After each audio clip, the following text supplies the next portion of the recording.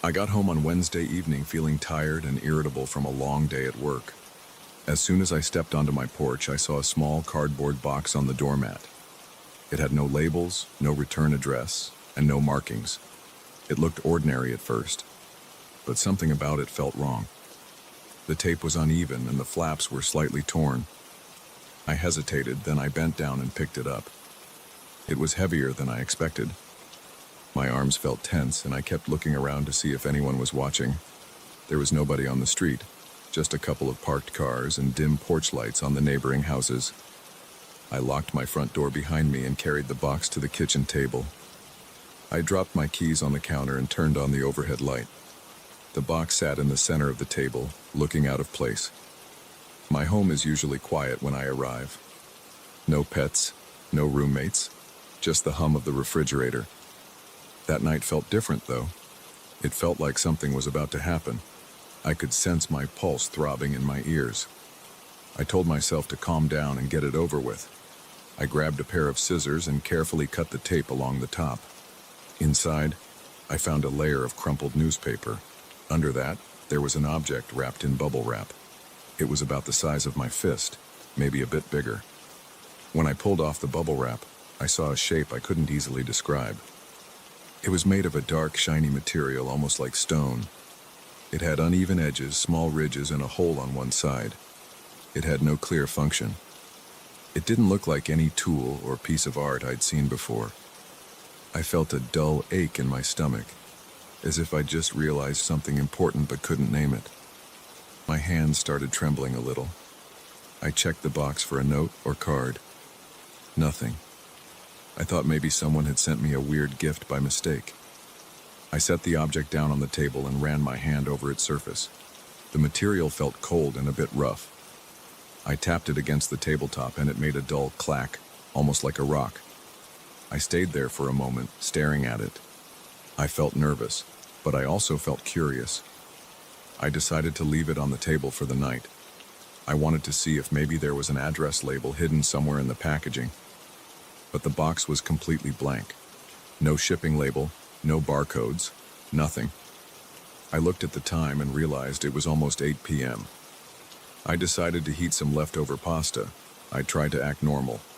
I turned on the TV in the living room and kept an eye on the kitchen table, half expecting that strange object to move on its own. It didn't move, of course. But the air felt charged. My skin felt sensitive, like after an intense workout. My legs felt restless, so I paced around the living room until my food was ready. When I finally sat down to eat, I couldn't keep my gaze off the kitchen table. I just watched the silhouette of that weird shape in the dim light. Later that night, I went to bed. I left the object on the table because I didn't want it in my bedroom. I closed the door to the kitchen, but I couldn't shake the feeling that something was off. I usually sleep fine, but that night I tossed and turned. My blankets felt too hot, but the air felt too cold. My mind kept drifting to the shape of that thing. I wondered who would send me something like that without a note. I checked my phone for missed calls or messages, but nothing explained it. I dozed off around midnight, but it was a restless sleep. Around 2 a.m., I woke up to a faint sound. It was a dull scraping noise, like a chair being dragged across the floor. My heart started pounding faster than usual. My throat felt dry. I got up, still in my boxers and an old t-shirt, and walked slowly toward the hallway. My floor creaked under my feet. The house was dark, except for the faint glow from the streetlight outside. I waited for another sound. For a minute, it was silent. Then I heard a light thump, like something tapping on the wall. I flipped on the hallway light. Nothing. I walked into the kitchen, turning each light on as I went. The object was still on the table. It looked unchanged, sitting there like a rock. I stood still for a few seconds, listening. The refrigerator hummed. The clock on the microwave ticked through the seconds. I couldn't hear anything else. My skin felt clammy, and my chest felt tight. I decided to grab a glass of water and try to get back to sleep. The rest of the night was quiet. The next morning, I got ready for work as usual. I kept looking at that object on the table, debating whether to throw it away or keep it. In the end, I decided to leave it alone. I told myself I'd look into it after work. Maybe I'd search online for weird stones or artifacts. Before leaving, I took photos of it on my phone. I figured maybe I'd post them somewhere and see if anyone recognized it. I got home that evening and felt a surge of unease as soon as I turned the key in the lock. The house felt a bit colder than usual. I checked the thermostat, but it read the same temperature as always. I walked into the kitchen and saw the object in the exact same spot, except the bubble wrap and newspaper were scattered across the table as if they'd been moved around. I hadn't touched them that morning. I had left them in a neat pile. My stomach tightened. I wondered if someone had broken in, but the doors were locked and the windows seemed intact. My house isn't big, so I did a quick sweep. I checked every room, closet, and corner. No signs of a break-in. Everything else was in its place. I came back to the kitchen and stood there for a while trying to rationalize it. Maybe I'd forgotten that I moved the packing materials. Maybe they slid off the box and somehow rearranged themselves. It didn't make sense, but I tried to convince myself that there was a logical explanation. I made a quick dinner and decided to do some research online. I looked at the photos on my phone and typed keywords like weird stone object, unknown artifact, strange rock with hole. I found nothing conclusive. The hole in the stone reminded me of a handle, but it was too small for my fingers. I zoomed in on the ridges. They looked almost natural, like erosion. But the shape was too odd to be natural. After an hour or so, I got frustrated and gave up. I moved the object to my living room shelf, thinking maybe I'd keep an eye on it while I watched some TV. But the moment I picked it up, a chill went through my body, almost like stepping into an icy breeze. I dropped it for a second, then picked it up again. It felt heavier than before, which made no sense. I placed it on the shelf carefully and sat down on the couch.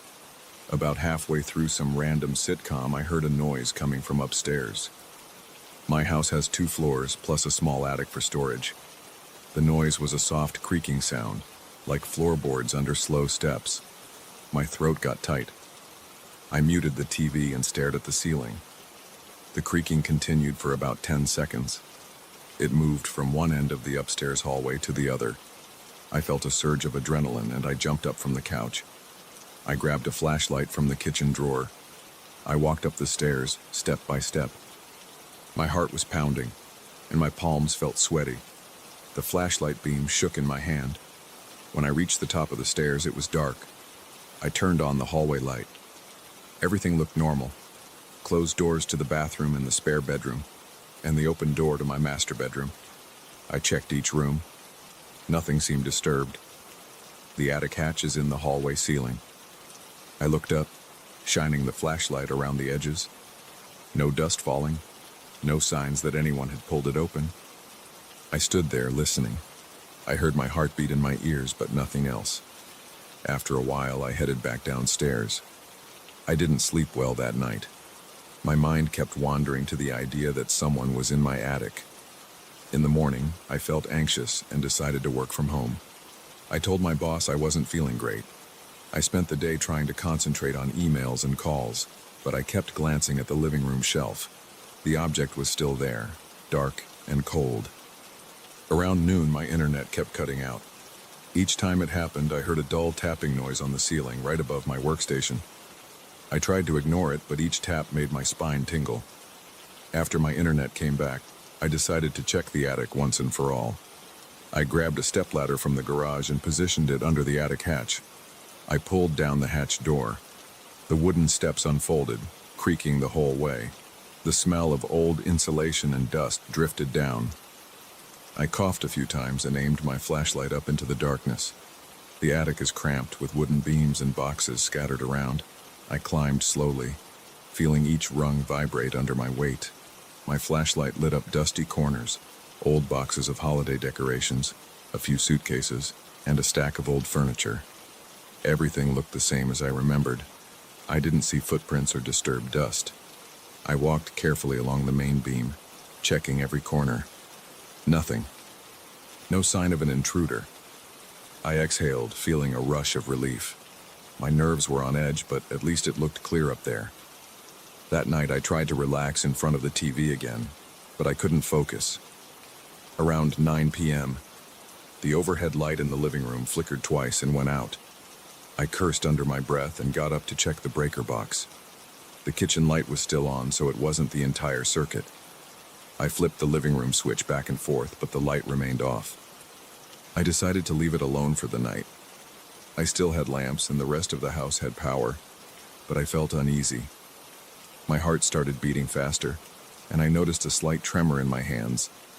I kept glancing at the object on the shelf. I finally picked it up and shoved it into a small drawer in my TV stand. I didn't want to see it anymore. I went to bed around 11 p.m. I was reading emails on my phone when I heard a loud thump overhead. It was directly above my bed, probably in the attic. My chest tightened.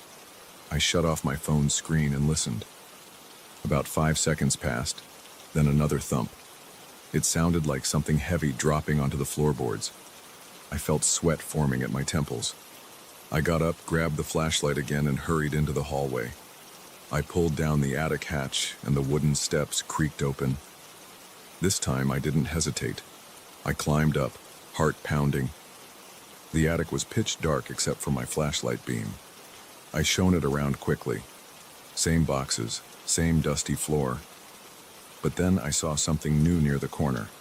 A small piece of the pink insulation was scattered across the wooden boards, like it had been ripped out of the wall. I moved closer, stepping carefully. I saw a gap in the insulation. It was a hole about the size of my hand. The wood behind it looked scratched up, as if someone had dragged a tool across it. My breathing got shallow. It smelled stale and unpleasant, like old dampness. I tried to peer into the hole, but it was too dark to see much. I felt the hair on my arms stand up. I backed away and climbed down, pulling the hatch shut behind me. I went back to my bedroom and locked the door as if that would help. I lay in bed for hours listening for more noises. Everything stayed quiet. In the morning, I called a contractor friend. I asked if he could come by and check the attic. He said he could come next week, but not sooner. I decided to wait. I didn't want to call the cops for something so vague. There was no proof of an intruder, no signs of forced entry, just weird noises and that strange object. My nerves felt frayed. My appetite was gone, and my head felt like it was in a fog. I drank too much coffee and jumped at every little creak the house made.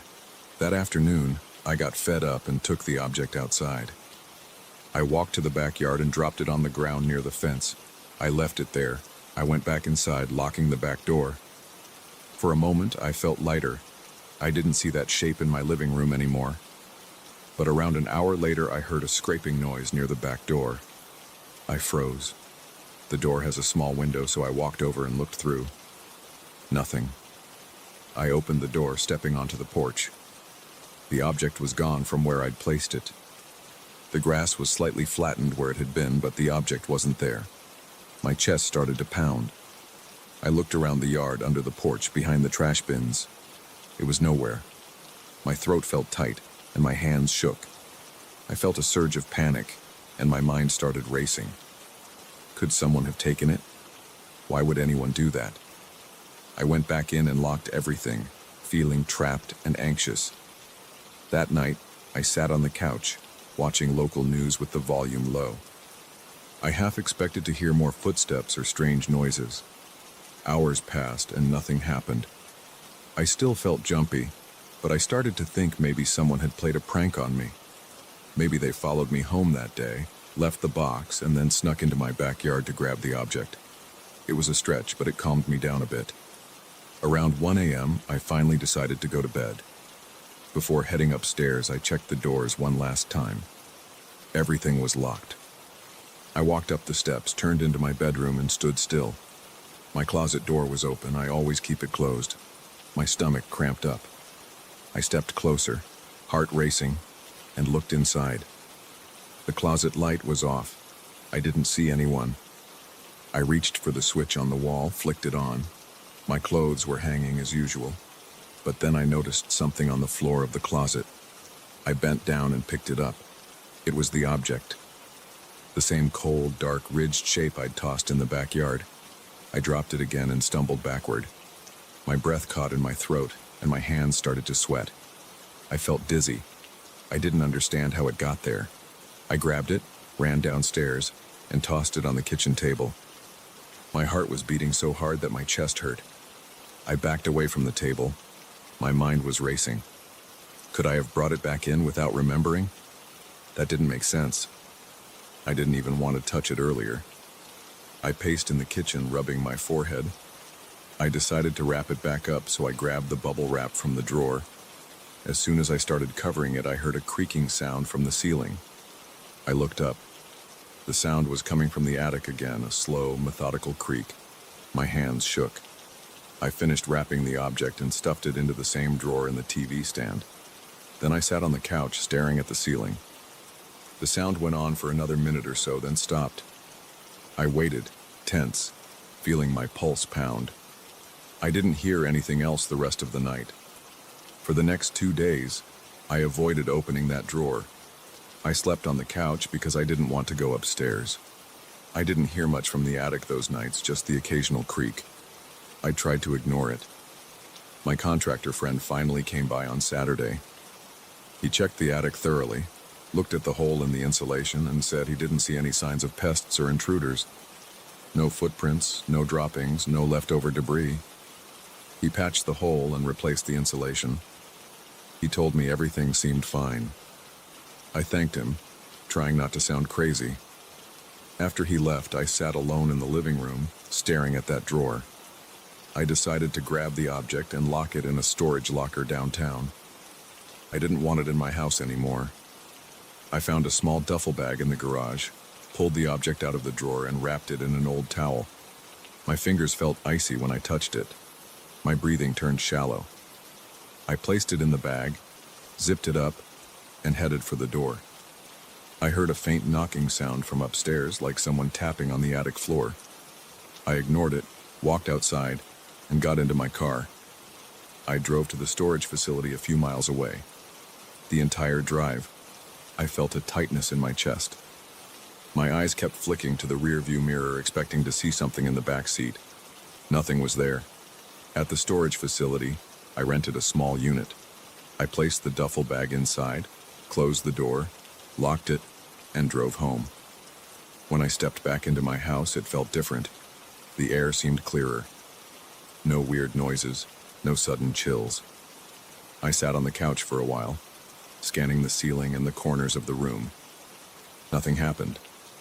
That night, I slept in my own bed. I still felt on edge, but I didn't hear any thumps or scraping from the attic. For the next few days, things stayed calm. No anonymous packages, no strange occurrences, and no unexplained noises. I tried to go back to my normal routine, yet every once in a while I'd catch myself staring at the TV stand, remembering how I found that thing in my closet. I'd get a surge of anxiety, but it would pass after a minute or two. I didn't know if it was gone for good, or if it would come back. But at least for now, my house seemed quiet again. I'm still not sure why someone sent me that object or how it ended up moving around my house. I don't know if there's some rational explanation for everything that happened. I just know I don't want it near me anymore. Sometimes I think about throwing it in the trash or leaving it in a random field, but it's probably safer locked away. That's where it is now, and I hope it stays there.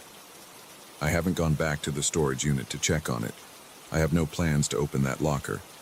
As long as it stays out of my house, I'll try to pretend this whole thing never happened. I don't hear noises in the attic anymore, and I haven't found anything out of place around here. I'm just going to keep living my life one day at a time and hope that object stays where I left it. If it doesn't, I'm not sure what I'll do next. But for now, I'm trying not to think about it.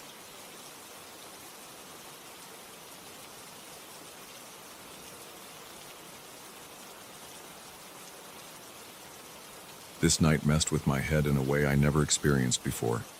I didn't see any flashing lights or hear any unexplainable sounds at first. I just felt something off the moment I pulled over to pick that man up. Everything else after that was like stepping through a dark hallway with no idea what waited around the corner. I've had weird rides before, but this one still makes my spine tighten when I think about it.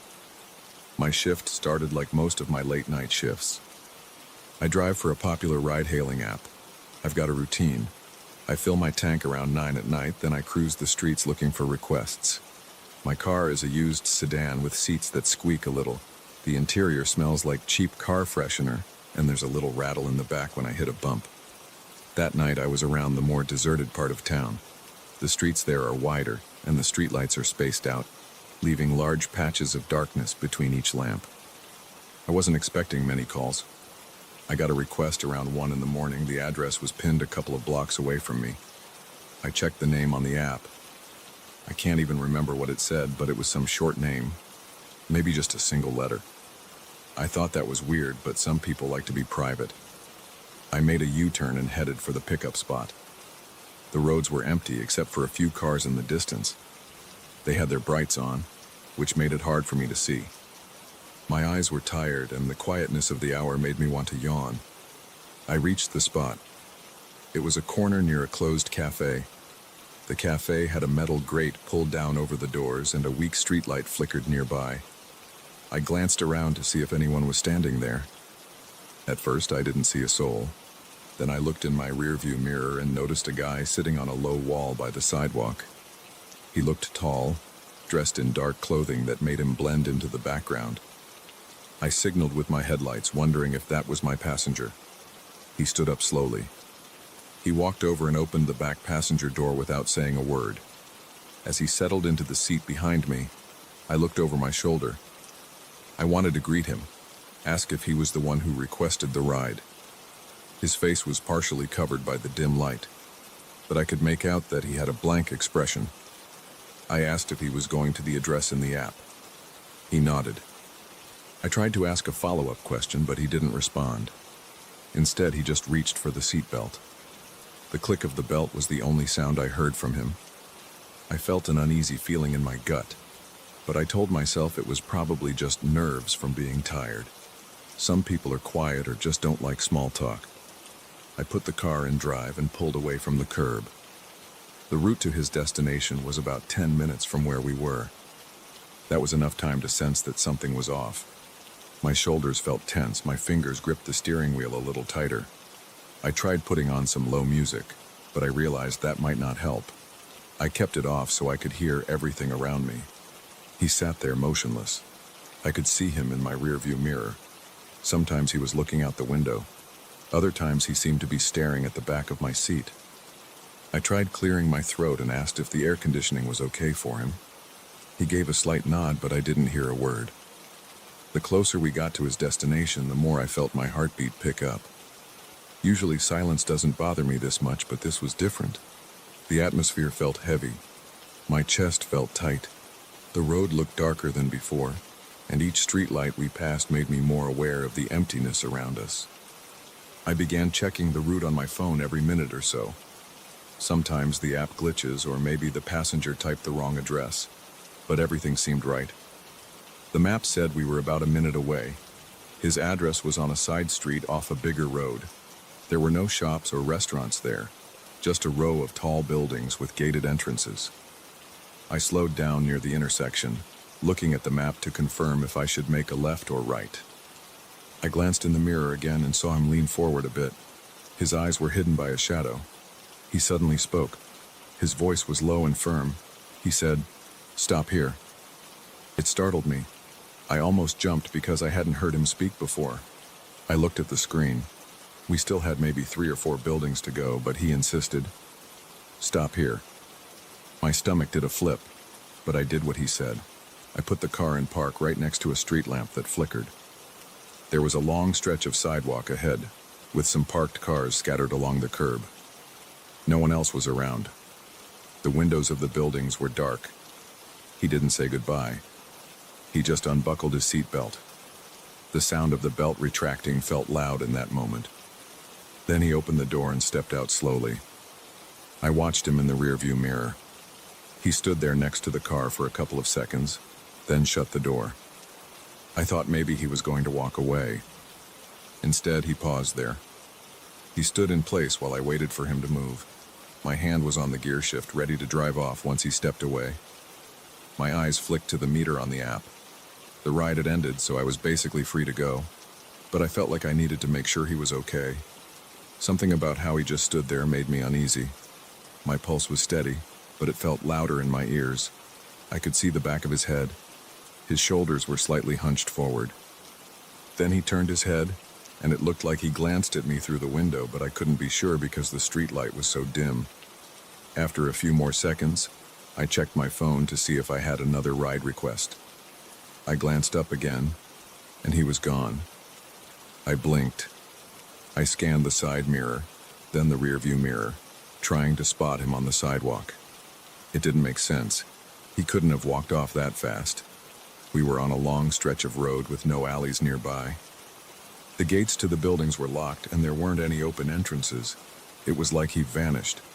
My heart pounded so hard I felt my shirt moving with each beat. I kept telling myself that maybe he ducked behind one of the parked cars or stepped into a dark doorway. But I rolled down my window and listened for footsteps. I heard nothing. I stepped out of my car. The street was still. The sidewalk was empty in both directions.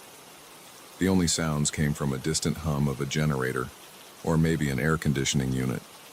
I walked a few yards toward the parked cars, looking between them. I saw nothing but damp pavement and some scattered trash. My breath felt shallow. My mind was racing, trying to figure out where he could have gone. I stared up at the buildings. All the windows were dark. No curtains moved. No lights turned on. There was nowhere he could have disappeared that fast without making a noise. I got back in my car and locked the doors. I felt my hands shaking when I grabbed the wheel. I didn't drive off immediately. I kept looking around, checking my mirrors, waiting for some sign of him. Maybe he was playing a prank. Maybe he was hiding behind a corner, watching me. The idea of that made my chest feel tight. I realized my mouth was dry, so I reached for my water bottle. I could barely swallow. After a minute or two, I thought maybe I should just leave. I put the car in drive and started moving. My headlights cut through the darkness ahead, but I didn't see any sign of him. I made a right at the end of the block, hoping to spot him on the adjacent street. Nothing. The sidewalk was just as empty. The buildings were all silent. I tried to keep calm, telling myself that maybe the guy was just fast. Or maybe he lived in one of those units and had a key to a side entrance. But in my gut, I knew something wasn't adding up. I checked the app. There was no new message, no follow-up from the passenger. The trip was completed. That was it. I decided to pull over into a gas station a few blocks away. I needed to clear my head. The station was one of those self-service spots with bright fluorescent lights. No one was around except a bored cashier looking at his phone inside the store. I parked near the pump, but didn't get out. I just sat there, thinking about what happened. My left leg was bouncing from nerves. I forced myself to take a few slow breaths. I tried to replay the steps in my head. I arrived, he got in, didn't talk, except once. Then he left, and vanished. I opened the ride history in my app. The passenger's name was there, along with the drop-off location. Everything seemed normal. The fare was a few dollars, nothing unusual. I stared at the screen, half expecting some glitch or error message, but everything looked fine. The only odd thing was that I had a strong feeling that I hadn't just had a normal passenger. The idea of having some explanation felt more comforting, but I couldn't come up with one that made sense. After a few minutes, I took a sip of water, wiped my face with my hand, and started to drive again. I told myself I'd do one more ride before heading home. I needed to push the weirdness away and keep working. As I pulled out of the gas station, my phone buzzed with another request. It was close by, so I accepted. I drove to the pickup, but in the back of my mind, I kept thinking about that man. The sense of unease followed me. Every time I saw a person standing on the sidewalk, I'd do a double take, wondering if it was him. But it never was. I completed that next ride without any trouble. The passenger was a chatty guy who smelled like cigarettes. He complained about the time and about something at his workplace. I nodded along, but my mind was somewhere else. My memory kept going back to the previous passenger's face, or what little I saw of it. I thought about his stillness, his silence, the short order he gave me. "Stop here." Those words kept echoing in my head. After I dropped off that second passenger, I decided I was done for the night. I drove home. My home is a small apartment with thin walls and a shaky elevator. I parked in my usual spot in the underground garage. The lights in the garage gave everything a dull yellow color.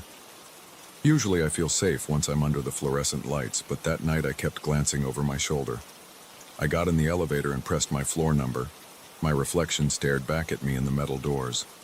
I could see sweat on my forehead and my eyes looked wide. I locked my apartment door behind me and immediately double-checked it. My living room was dark. I usually have a small lamp on a timer, but it must have burned out. I tossed my keys on the table and turned on the overhead light. The brightness stung my eyes. I stood there for a moment, not sure what to do. My heart was still beating faster than normal. I put my phone to charge and walked to the window. Outside, the street below was mostly empty, just a couple of parked cars and a stray cat rummaging in some trash. Everything looked normal. Everything looked boring even. But I couldn't shake the tension in my chest. I tried to sleep that night. I crawled into bed, turned off the light, and closed my eyes. But every time I started drifting, I'd jerk awake, picturing that man's face in my mind. I saw his expressionless stare. I heard the click of his seatbelt, and I remembered him standing by the car door. I kept wondering how someone could just vanish like that. The fact that I had no explanation put me on edge. I didn't sleep much. The next morning, I woke up feeling groggy. I checked my phone and saw a handful of rides completed from the previous night. The one ride that stuck out was his. I opened it and tapped the support section, half thinking I'd report something. But what would I say? That my passenger disappeared into thin air? The company would think I was out of my mind. I backed out of the screen and just stared at the ride history for a while. Then I shut off the app and tried to go about my day. I convinced myself that I needed a break. Usually I start driving in the late afternoon and go until after midnight. But that day I decided to stay home, watch something mindless on TV, and try not to think about the night before. I made some sandwiches in my tiny kitchen. I tried to act normal, but I felt this strange paranoia. Every time I heard a noise in the hallway, I'd pause and listen. My body was on alert for no reason I could logically explain. It was that same uneasy feeling I got when I was driving him. It was like a weight on my chest. By the evening, I realized I wasn't going to feel better until I went out for a drive again. I thought facing the city might help me calm down. I set out around 8, still feeling that twist in my stomach. I drove to my usual gas station, filled up, and then turned on the app. For a while, it was a normal shift. People were going to bars or heading home from some event. I tried to focus on the routine of picking them up, making small talk, dropping them off. The city lights blurred by my windows, and for a moment, I almost forgot about the strange passenger. Around midnight, I decided to call it a night. But before I could go offline, I got one last request. The pickup was in the same area where I'd found him the night before. I stared at the screen for a second. My breath caught in my throat. I didn't want to go back there. But I also thought maybe this would be a chance to confirm I was just overreacting. So I accepted the ride. I drove toward that area, watching the street signs pass under the dull glow of the lamps. My palms were moist on the wheel. The app told me to turn onto that same street corner with the closed cafe. My heart pounded. The cafe was closed again, of course. The street was empty except for a single flickering light overhead. I slowed down and looked around for a passenger. It was dead quiet. No one was there. I rolled down my window and called out, "Hello? Anyone here for a ride?" My voice sounded shaky. Nothing, just silence and the buzz of the flickering lamp. I canceled the ride. My phone asked me if I was sure. I clicked, yes. Then I drove away, my eyes scanning the mirrors. I felt a chill run through my arms. It was the same corner, the same dark atmosphere. But this time, no one appeared. After that, I turned off the app. I just wanted to go home. On my drive home, I kept checking my mirrors, half expecting to see someone in the back seat. Obviously, it was empty, but the feeling wouldn't go away. My mind raced with questions. I had no clue what happened that night. All I know is that I picked up a man who barely spoke, drove him almost to his destination, and then he disappeared before my eyes. I didn't see him enter a building. I didn't hear him run off. He was just gone. I still drive for the app. I've shared my story with a couple of friends and they always give me the same look, like they're not sure if I'm messing with them or if I'm losing it. I can't prove anything. I have the record of the trip, but that doesn't explain how he disappeared. Sometimes I wonder if I just imagined it, but then I remember the details too clearly. I remember his quiet presence in the back seat, my own pounding heart, and the way he just vanished on that lonely street. I try not to dwell on it too much because it gives me this tightness in my chest. But every night when I drive, I check the pickup details carefully. Whenever I see a single-letter name or a location near that street, I feel my skin crawl. I keep telling myself it's nothing. I keep telling myself people come and go, and maybe he's just someone who knows that neighborhood like the back of his hand. But deep down, I'm not convinced. There was something there that I can't explain. And I can't shake that uneasy feeling whenever I remember how he got out of my car, looked around for a moment, and then vanished into the empty street.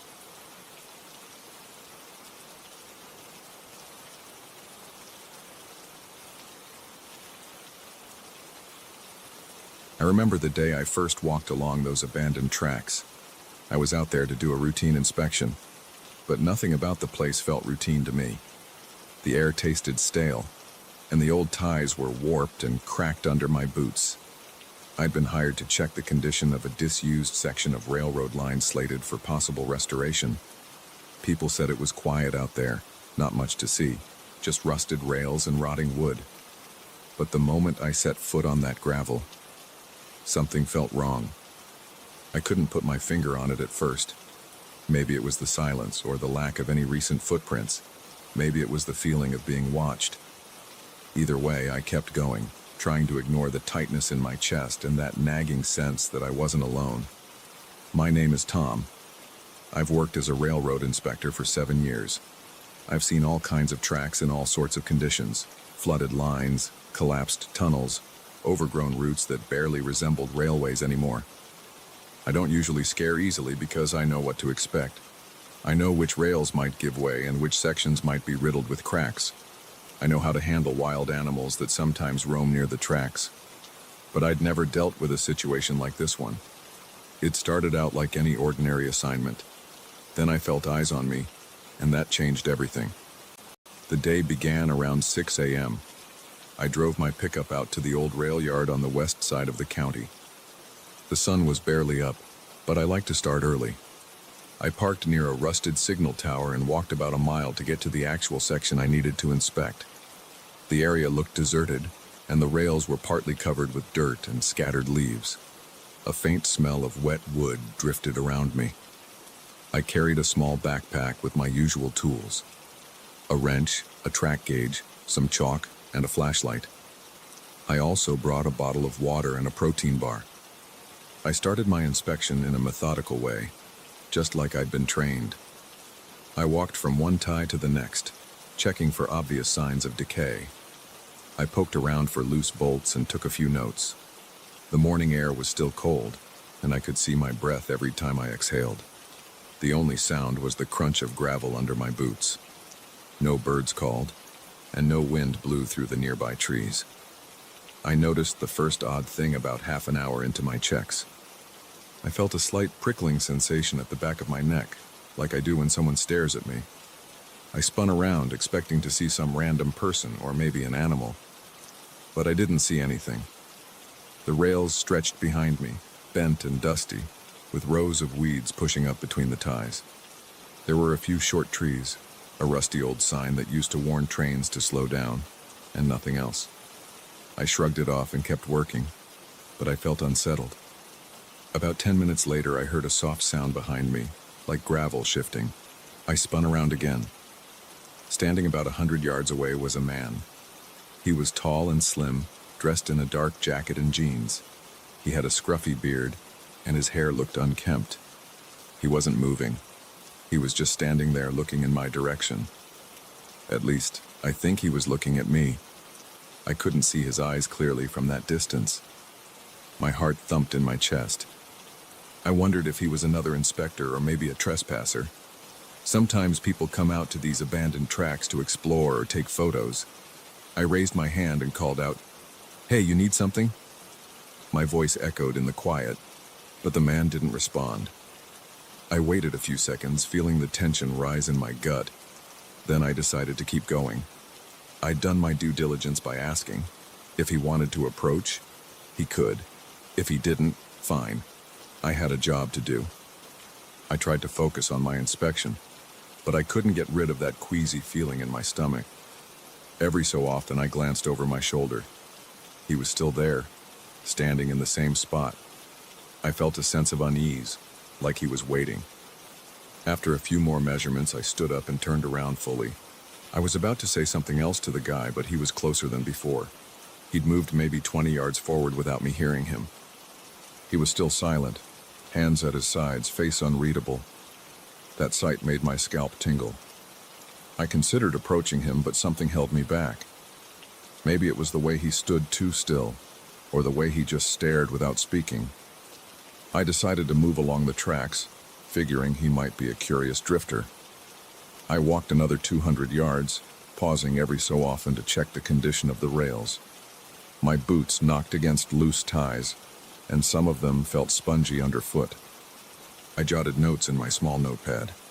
The whole time I tried to ignore the man. Eventually I glanced back and he was still there, following me, but at a slow pace. He seemed to close the distance a little each time I stopped. I felt sweat bead on my forehead, despite the cool air. I wasn't sure if I should confront him or just keep going. I decided I'd had enough. I turned fully and shouted, "Hey buddy, you lost or something?" My voice sounded shaky to me. The man didn't speak. He just stood there, maybe 30 yards away now. I could see his expression, but it was blank. No smile, no frown, nothing. He blinked a few times and then took a step forward. That's all. One step. It made my pulse race. I weighed my options. I could call the local authorities, but I wasn't sure what I'd say.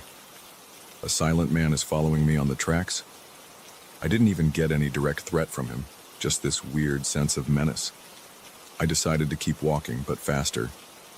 I looked for a path that branched off from the main track. Sometimes these old lines have service roads that run parallel. I found a narrow dirt path about 50 yards ahead. I headed toward it, my backpack slung over my shoulder, my hand sweaty around my notepad.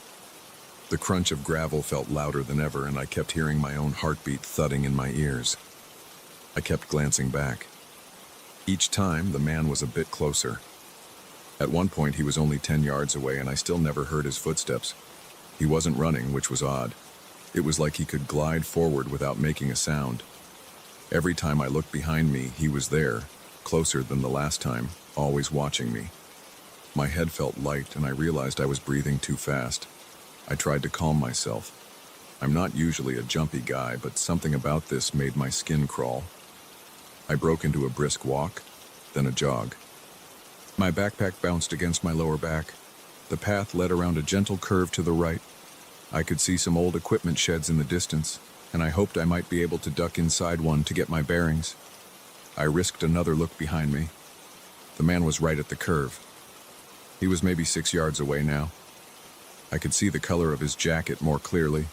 Dark blue or black, can't say for sure, but it looked worn. He still had no expression, just a blank stare and that same slow pace. My mouth went dry. I tried to speak again, but my voice caught in my throat. I wanted to yell at him to back off, but the words wouldn't come. My instincts told me to keep moving. I reached the equipment sheds and found that the doors were locked with chains. A wave of frustration hit me, but I wasn't ready to give up. I turned around, determined to confront him face to face, but he was gone. I looked along the path, back toward the main rails across the yard. Nothing. The place was empty. I even jogged a few steps back, trying to see if he was hiding behind a bush or a stack of old ties. No movement. No sound. He'd vanished. That unsettled me more than if he'd been standing right in front of me. My thoughts raced. Had he slipped away into the woods? Was I imagining things? But I knew I wasn't. I'd seen him up close. I'd heard the gravel shift under his feet, or at least I thought I had. My adrenaline was running high. I wiped sweat off my forehead and tried to catch my breath. The sheds around me looked abandoned with rust on the corrugated metal walls. I heard a distant buzz of insects, but nothing else. No sign of the man. I didn't want to linger there, but I still had part of my job to finish. I decided to complete the inspection as quickly as possible and then head back. My mind was all over the place, but I managed to scribble a few final notes on my notepad. Rails cracked near mile marker 14. Ties rotten in multiple spots. Possible sabotage? I didn't think there was any sabotage, but I was jumpy.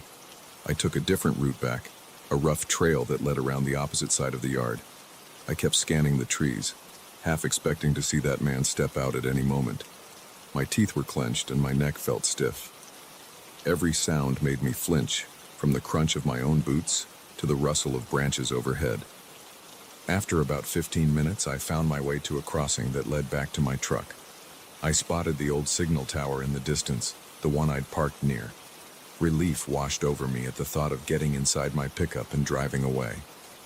When I got to the truck, I tossed my backpack onto the passenger seat and locked the doors right away, even before starting the engine.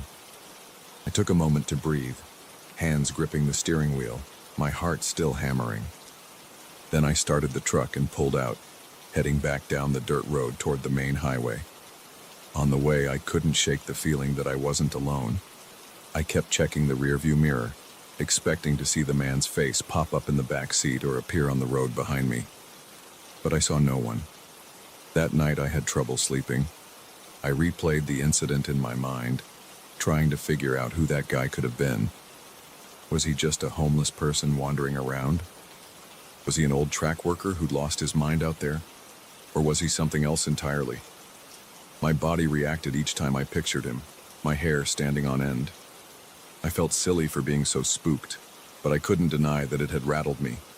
My heart would pound, and I'd break into a cold sweat just remembering how close he'd gotten. The next morning, I reported to my supervisor, Mike, and gave him my inspection notes. I almost mentioned the man, but I stopped myself. I didn't want Mike to think I was scared of some random vagrant. I also didn't have any solid evidence. The man had disappeared. There was nothing to prove he'd even been there. Maybe I had a mild hallucination, or maybe I was dehydrated. My notes were normal, nothing out of the ordinary except for the track's poor condition. A week later, Mike told me I had to go back out there. He said management needed a more detailed look at a specific stretch near the mile marker I'd noted.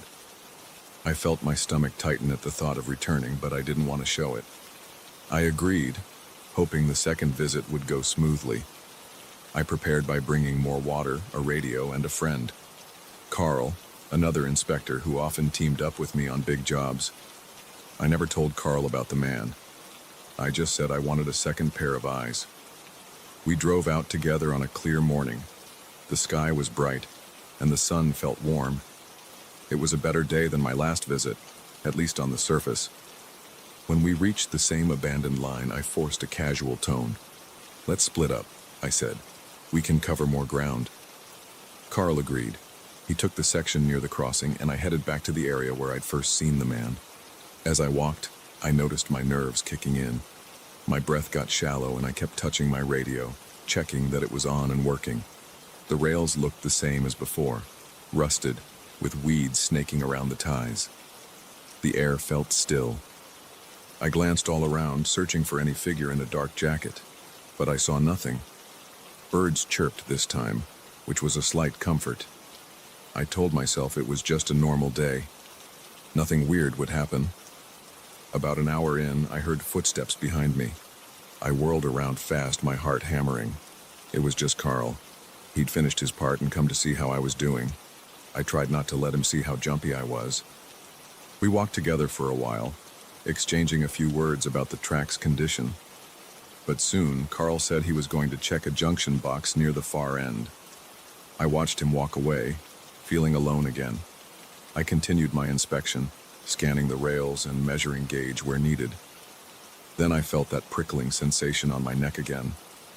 I froze. My ears rang with silence, except for my pulse thudding. Slowly, I turned around. The man was there, off in the distance, standing near a broken rail switch. He looked exactly the same. Dark jacket, jeans, beard, expressionless face. My stomach lurched. I swallowed hard, trying not to panic. I glanced around, hoping Carl was still nearby, but I didn't see him. The man took a step toward me, silent as ever. I fiddled with my radio, pressing the button. "Carl, you there?" My voice shook. I heard static, but no immediate answer. The man took another step. I called out, "Carl, can you hear me?" More static. My hand felt slippery against the radio. I tried to calm my breathing. Then the man took 2 more steps. He was about 30 yards away. I shouted, "Hey, hold on a minute." He didn't stop. I weighed my options. I could run, but I knew he could close the distance somehow. I didn't want to lead him to Carl. So I stood there, my legs shaky, waiting for him to get closer. He moved with that same quiet stride, eyes locked on me. 20 yards now. My throat felt dry. I could see the dirt on his jacket, like he'd been sleeping on the ground. His face had a few days of stubble. His eyes looked strangely empty. No visible emotion. I tried to speak, but all I managed was a weak, "Who are you?" He kept coming, now 15 yards away. I started walking backward, my boots crunching on the gravel. My heart felt like it was going to explode. I flicked on my flashlight even though it was daytime, just to have something in my hand. I aimed the beam at him, hoping it would do something. It didn't. He stepped closer, now maybe 10 yards away. I could see the slight twitch of his fingers. I could hear my own panting breaths. Then he stopped. He stared at me for a moment. My radio crackled to life. Carl's voice. "Tom, you called me? I'm at the junction box. Everything okay?" I tried to respond, but the words caught in my throat. The man was 5 yards away. I could see a faint scar on his cheek. He raised one hand slowly, as if reaching out. Then my radio crackled again. "Tom, answer me." I found my voice shouting, "Carl, get over here." At that sound, the man sighed. He stepped back, almost like he was startled by the noise. My radio hissed. "Where are you?" Carl asked. I forced myself to speak calmly. "I'm near the broken switch, about half a mile from the yard. I need you here now." The man stared at me for another second. Then, just like before, he turned to the side and walked around the curve of the tracks. He vanished behind a pile of old ties, as though he melted into the landscape. I stood there stunned, trying to catch my breath. My limbs were shaking, and my chest felt tight.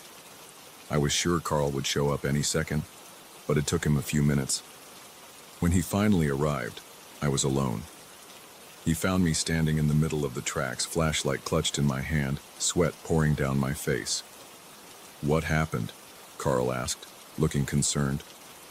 "There was a guy," I said, my voice trembling. "He was right here, following me. Then he disappeared."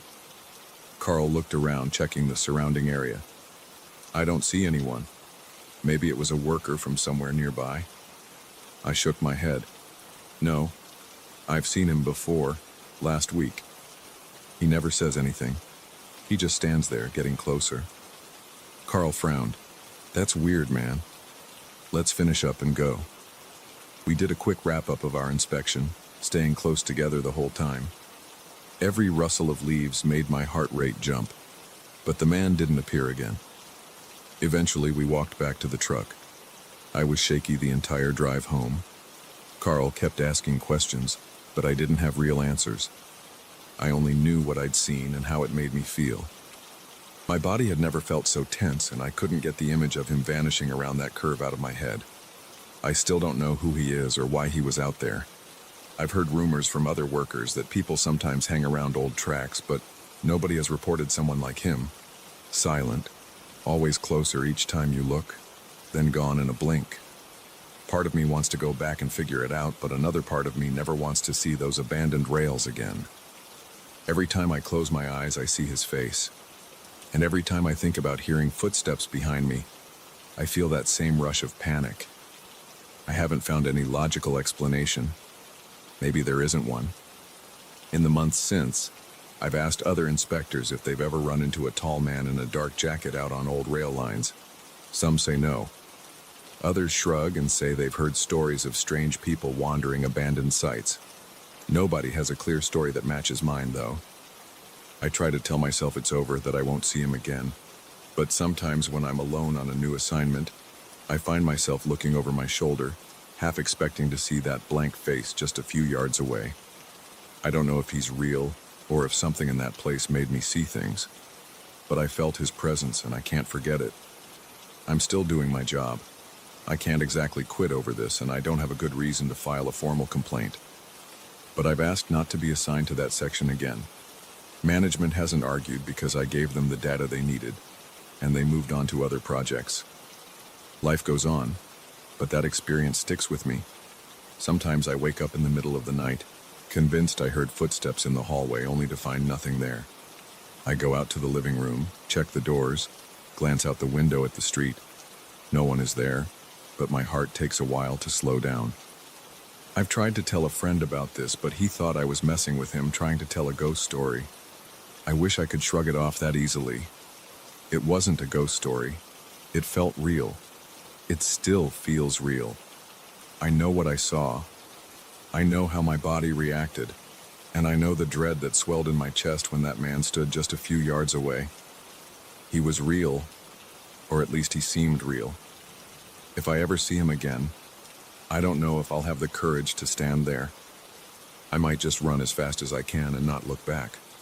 For now, I keep going, checking tracks in other parts of the state. I try to focus on the present. I measure rails, test ties, and fill out forms. But when the air goes still and the wind stops, I remember that day. I remember the way he moved closer each time I turned around, and the way he vanished on that final curve without a sound. And I feel that same chill prickling up my spine. I'll probably never get a clear explanation. I just know I'm not in a hurry to see those abandoned tracks again. And if I do, I'll make sure I'm not alone.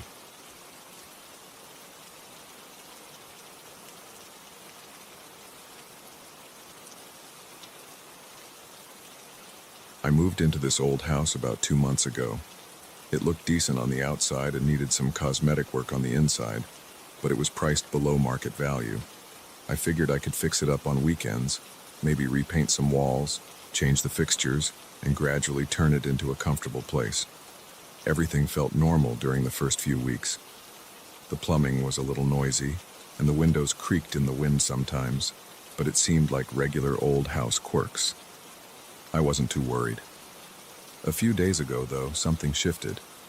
I was watching TV in the living room on a Friday night when I heard a dull thumping sound. It was faint, and I thought maybe I was imagining it. The house can make strange noises at night. Wood settling, pipes rattling, that kind of thing. But the thumping sounded more deliberate. It had a rhythm, like someone was pushing against a wall or floorboard repeatedly. I paused the show and turned the volume down. My heart thumped a bit harder and I felt a tingling in my stomach. I told myself it was probably the old furnace kicking in. Then I heard a scraping sound, almost like something sliding across concrete. It was coming from the basement. I'd only been down in the basement once before, right after I signed the closing papers. I remember it smelled musty, like stale air, and the light fixtures were old and barely lit the room. The previous owner had mentioned there was some junk left behind, but I never took a close look. I left it for later because I was more focused on unpacking and fixing up the living areas. When I heard the scraping that night, I grabbed a small flashlight from the kitchen drawer and decided to check it out. As I headed to the basement door, which is in the hallway between the living room and the kitchen, I felt a small wave of dread. My neck felt tight, and my back tingled with tension. I opened the door and flipped the light switch at the top of the steps. Only one of the 2 bulbs down there still worked, so the basement was half lit, casting long shadows across the walls. The stairs creaked under my weight as I descended. I felt the draft of cold air and picked up a slight odor of damp concrete. At the bottom of the steps, I noticed the floor had patches of old peeling paint. I also saw several cardboard boxes, some of them ripped, and a few old pieces of furniture covered in dusty sheets. The place felt neglected. My flashlight revealed spiderwebs in the corners. The scraping sound had stopped by the time I reached the bottom. I stood there holding the flashlight in front of me, trying to catch any sign of movement. There was nothing. It was quiet. I listened for maybe 30 seconds, and all I heard was the hum of the furnace and my own breathing. My mouth felt dry. I looked around, stepping carefully past some broken chairs and a stack of old magazines. That's when I noticed a trunk in the far corner. It was a big wooden trunk with metal hinges and a rusty padlock that looked half broken. The trunk's edges were chipped and it had weird stains on the wood. Something about it felt wrong to me. I can't explain it. It just felt off. But I didn't see anything else that could have caused the noise. I figured maybe something shifted inside one of the boxes, or maybe a piece of junk fell over on its own. I walked over to the trunk, mostly out of curiosity. When I got close, I noticed a strange smell. It was faint but sour, like old metal mixed with mold. The padlock was hanging loosely, so I could lift the lid without even breaking it. Part of me wanted to walk away, but I was already there, so I braced myself and flipped the lid open. Inside, there were several odd items. One was a small cloth pouch. Another was a pair of old gloves that looked like they were stiff from age. I saw some pieces of dried herbs or plants. I'm not sure what they were. They were tied together with twine. There was also a broken mirror, about the size of my hand. The edges were jagged and it felt cold to the touch. Beneath those things, I found a heavy book. The cover had some kind of symbol carved into it. The pages looked yellowed, and they smelled musty. I felt a jolt of unease in my chest. This stuff looked macabre, like something used in weird rituals or something. I'm not into that kind of thing, and I definitely didn't want to know more about it at that moment. I closed the trunk. My hands felt cold, and the hair on the back of my neck prickled. I decided I didn't need to deal with that right then and there.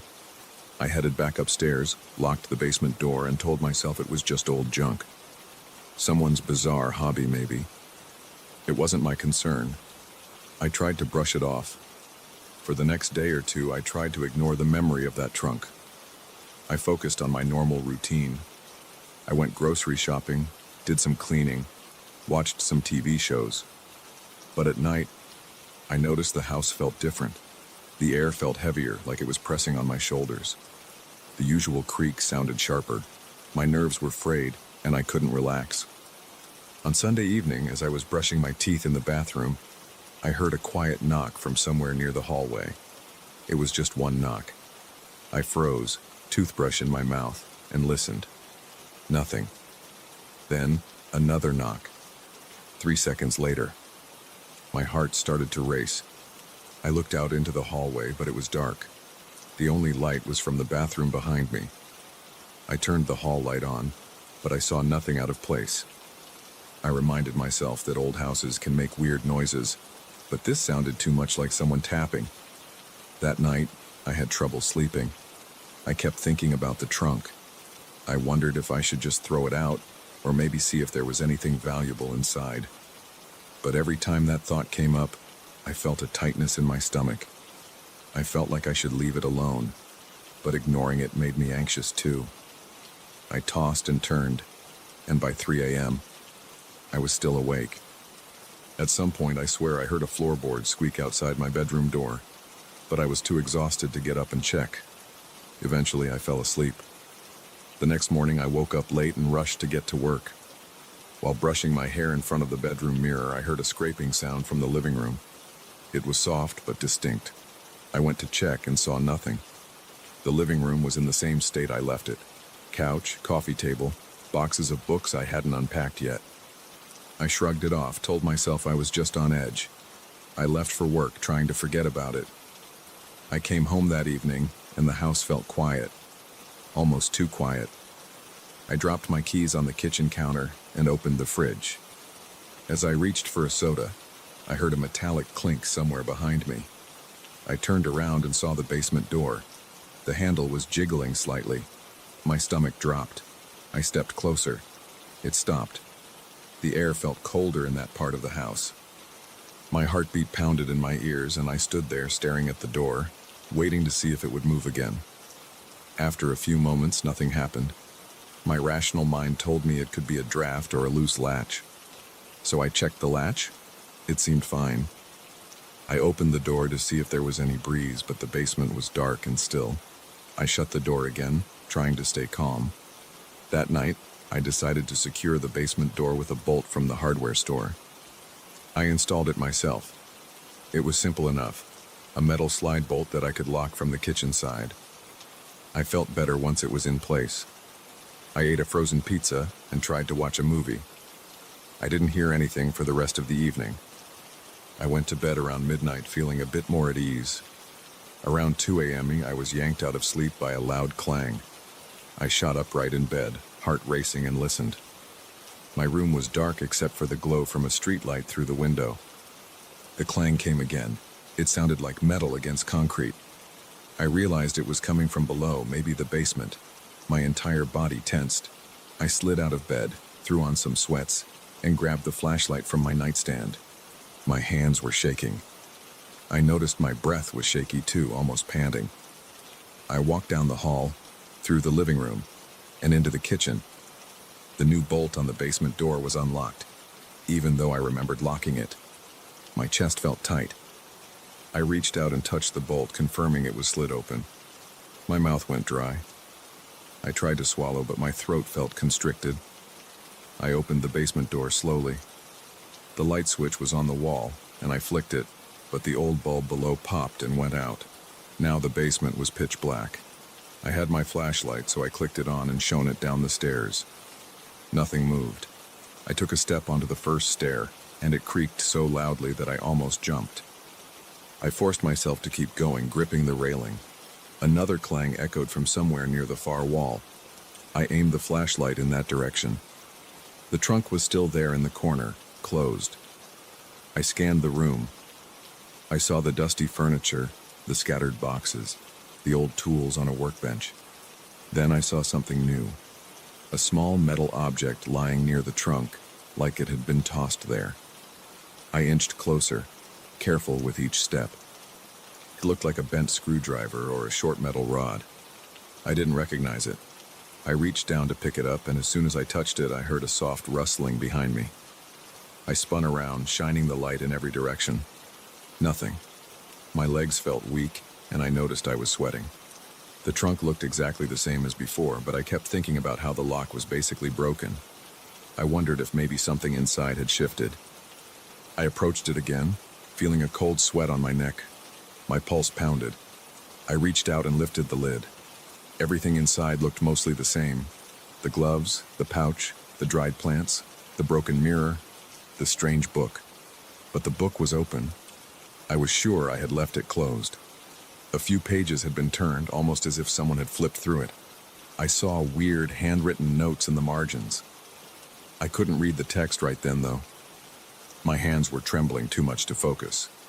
I closed the book and shut the trunk again, more forcefully this time.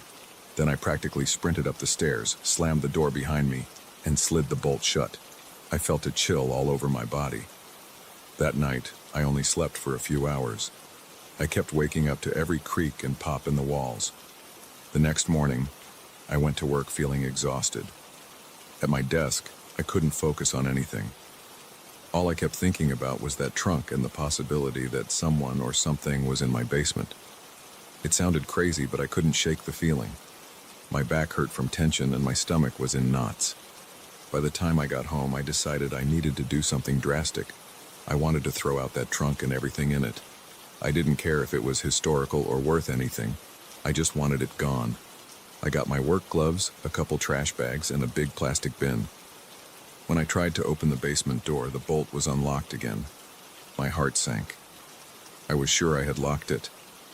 I took a deep breath and opened the door, flashlight in hand. I flipped the basement light switch, but the bulb was still dead, so I descended into darkness again. My steps were slow and deliberate. My legs felt shaky, like they didn't want to move. I reached the bottom and swept the flashlight around. Nothing jumped out at me. I walked over to the trunk. I was about to shove it into the plastic bin, but I realized it was heavier than I expected. I popped the lid open. The book was gone. The gloves, pouch, and herbs were there, but the book was missing. My skin crawled. I looked around frantically, shining the beam of light over the floor and around the boxes. I didn't see it anywhere. A wave of fear hit me, and I felt my stomach turn. I grabbed the trunk and dragged it toward the stairs. It scraped along the concrete, making a horrible screech that echoed in the basement. Once I reached the stairs, I realized there was no way I could haul it up by myself without emptying it first. I tossed the contents into the plastic bin and left the trunk behind, deciding I'd come back for it. I carried the bin up the stairs, set it on the kitchen floor, and slammed the basement door shut again. Then I locked it, slid the bolt, and pushed a heavy chair in front of it. My hands were sweaty and my shirt stuck to my back. I took the bin outside, walked to the back of the house, and opened the lid of my trash can. I dumped everything in, let the lid slam shut, and took a step back. My heart was racing, and my mind was whirling with relief, but also with anxiety. That book was still unaccounted for. I decided I'd deal with the empty trunk later, maybe tomorrow. I went back inside, but the house felt tense. The air felt cold, and I noticed the living room lights flickered once, then went back to normal. I went around turning on every light, like that would somehow make me feel safer. Around 9 p.m., I was sitting on the couch, scrolling through my phone, when I heard a loud thud from the basement door area. I jumped up, nearly dropping my phone. I walked over, hearing my heartbeat in my ears.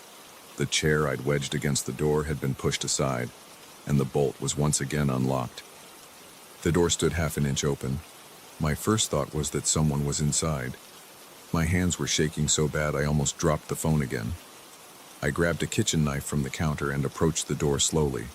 I yanked it open, flicked on the flashlight app on my phone, and shined it down the stairs. The trunk wasn't at the bottom anymore. It was moved a few feet to the left. My stomach turned to ice. I yelled out, "Who's there?" My voice sounded shaky. No answer. I started breathing fast and shallow. My palms were clammy and my pulse was racing. I backed away from the stairs, slammed the door, slid the bolt, and called the local police. I told them I thought there was an intruder in my basement. 2 officers arrived about 20 minutes later. I explained everything as calmly as I could. They went down with their flashlights, checked the basement thoroughly, and found no one. They radioed to see if there were any signs of forced entry outside or around the property. There were none. They told me they couldn't find anything suspicious besides the basement's disarray. They asked if it was possible I'd forgotten to lock the bolt. I insisted I hadn't. They looked unconvinced. They told me to call them if anything else happened. After they left, the house felt emptier than ever. I locked every door and window, checked each room twice, and finally crashed on my bed. I stayed in my clothes, too rattled to change. I stared at the ceiling for hours. Every tiny noise made me jump. Eventually, I must have drifted off because I opened my eyes to pale morning light. My neck ached, and my mouth felt dry. I sat up, rubbed my face, and forced myself to get moving. I went back to the basement that afternoon in full daylight, hoping it would feel less intimidating. I brought my flashlight, a hammer, and a crowbar, thinking maybe I'd pry the trunk apart and toss it in pieces. But when I got downstairs, the trunk was gone. The entire thing was missing. I searched every corner, moved boxes, looked behind the shelves. Nothing. My skin felt clammy and my heart pounded in my chest. I thought maybe I'd lost my mind. Could someone have stolen it? That made no sense. Why would they only take a trunk? I walked around the basement in circles for about 15 minutes, trying to see if it was hidden or if there was any other explanation. I found a set of dusty footprints that led toward the far corner, but they stopped at the wall. There was no door there, just cracked concrete. I felt dizzy. I decided I couldn't stay there any longer. I locked the basement door from the kitchen side, made sure all the other doors and windows were locked too, and just left the house. I got in my car and drove around for a while, trying to clear my head. My mind wouldn't stop racing.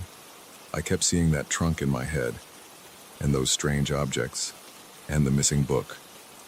Eventually, I parked at a coffee shop and sat there for an hour, not really tasting my drink, just feeling numb. When I returned, it was early evening. I stepped inside and listened. The house felt still. The lights were as I'd left them. I checked the basement door. It was shut and locked. The chair was still pushed in front of it. I breathed a sigh of relief.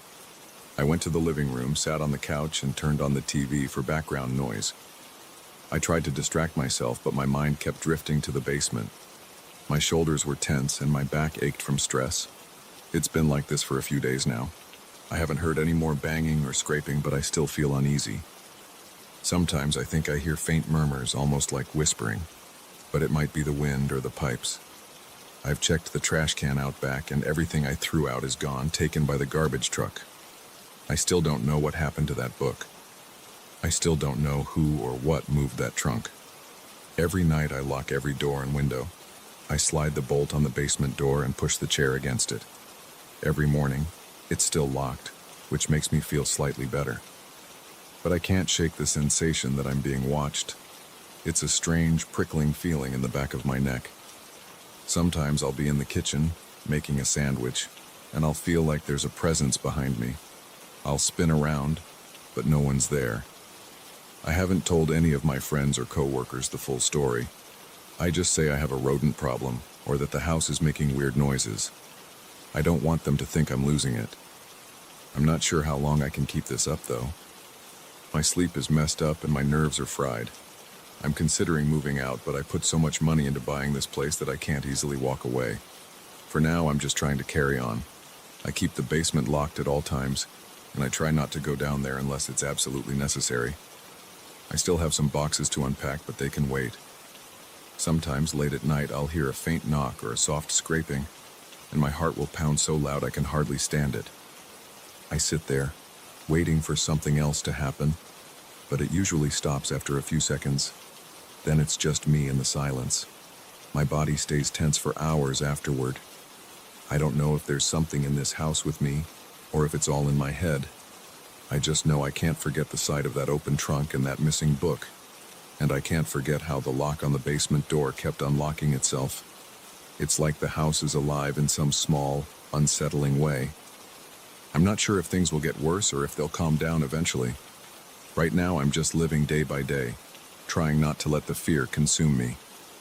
I keep the lights on, I double-check the locks, and I try to sleep with one ear open. It's not much of a plan, but it's the only one I've got.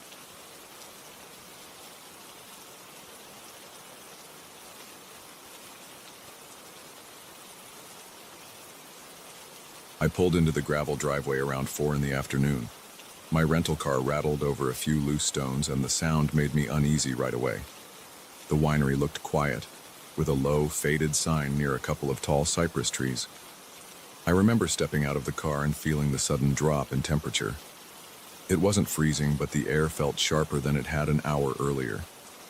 The building sat at the end of a dirt path.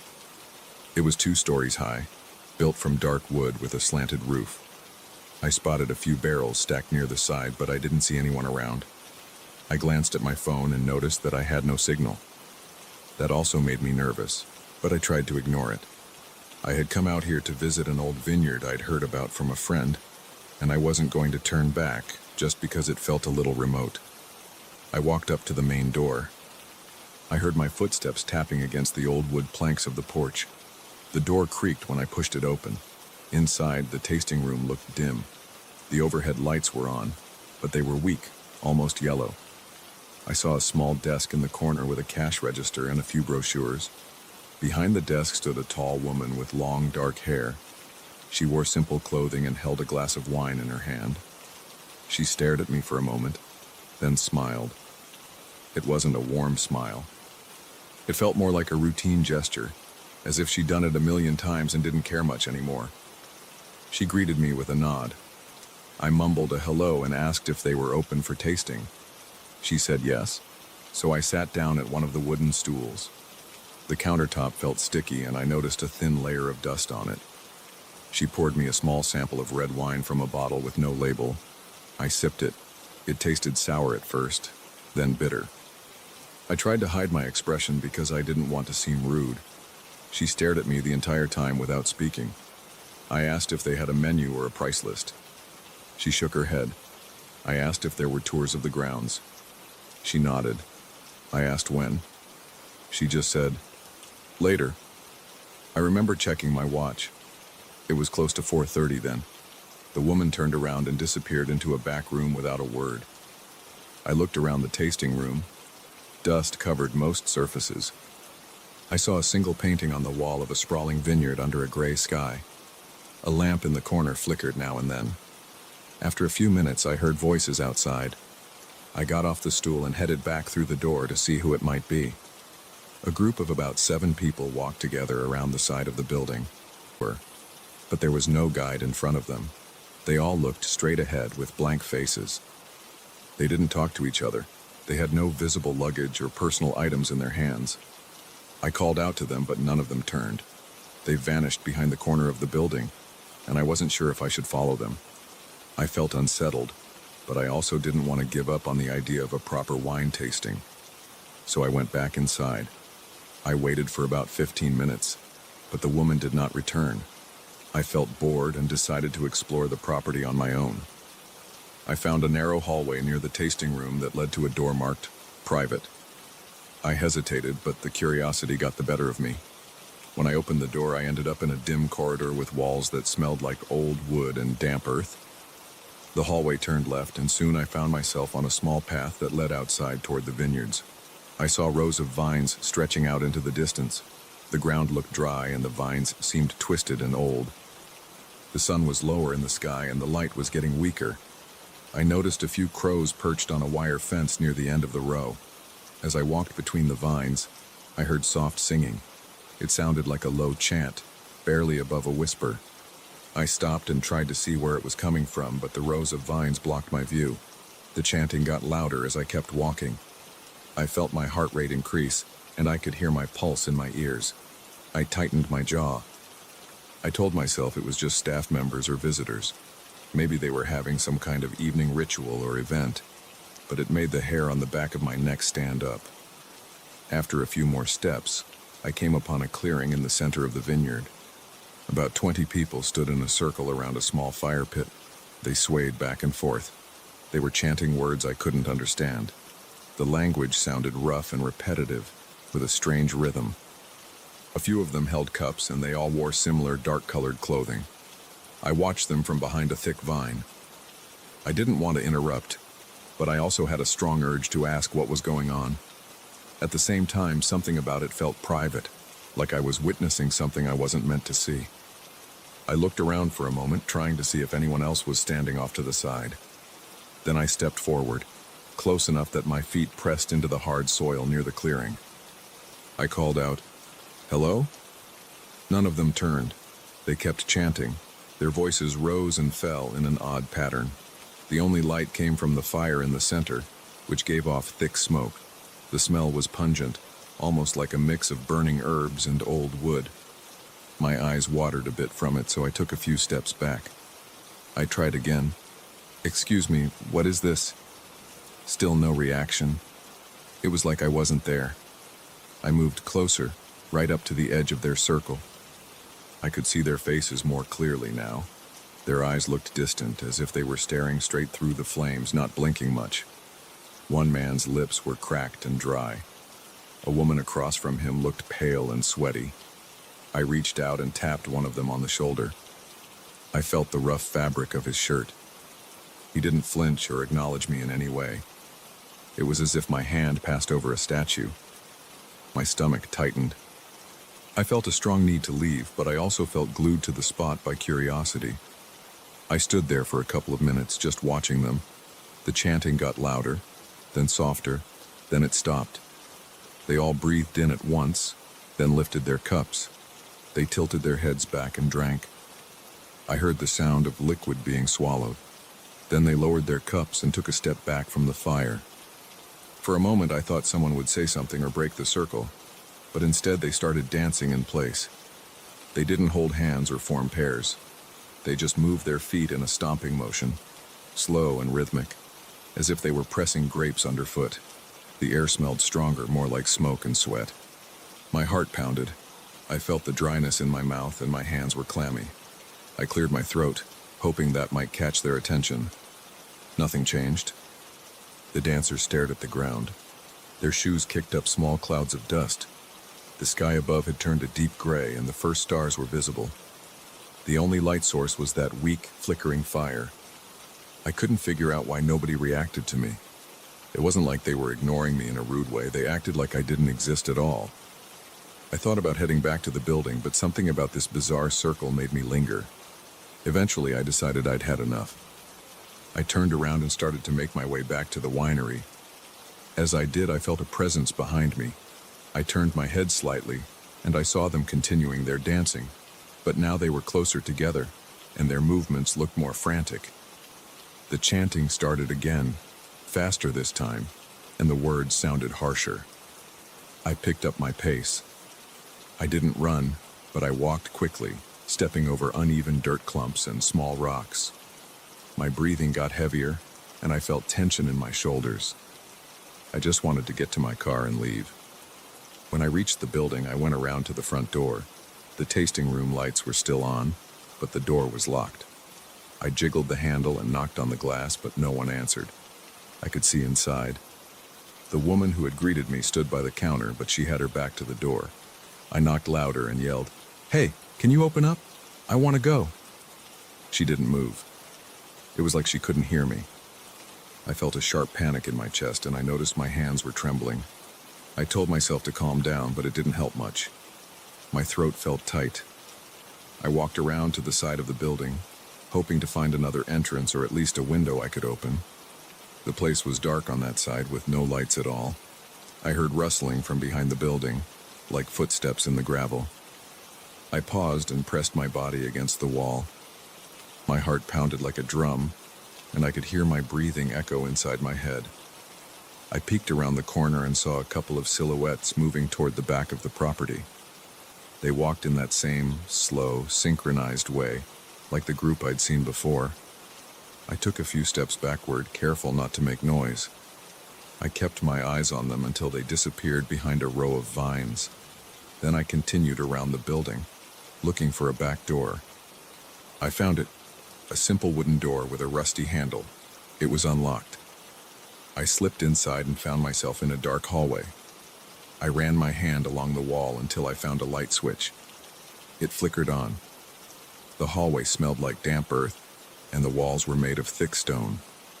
There were several crates stacked on one side, and a few old wine bottles on a rickety shelf. I moved slowly, stepping around the crates. At the end of the hallway, I saw a stairwell leading down.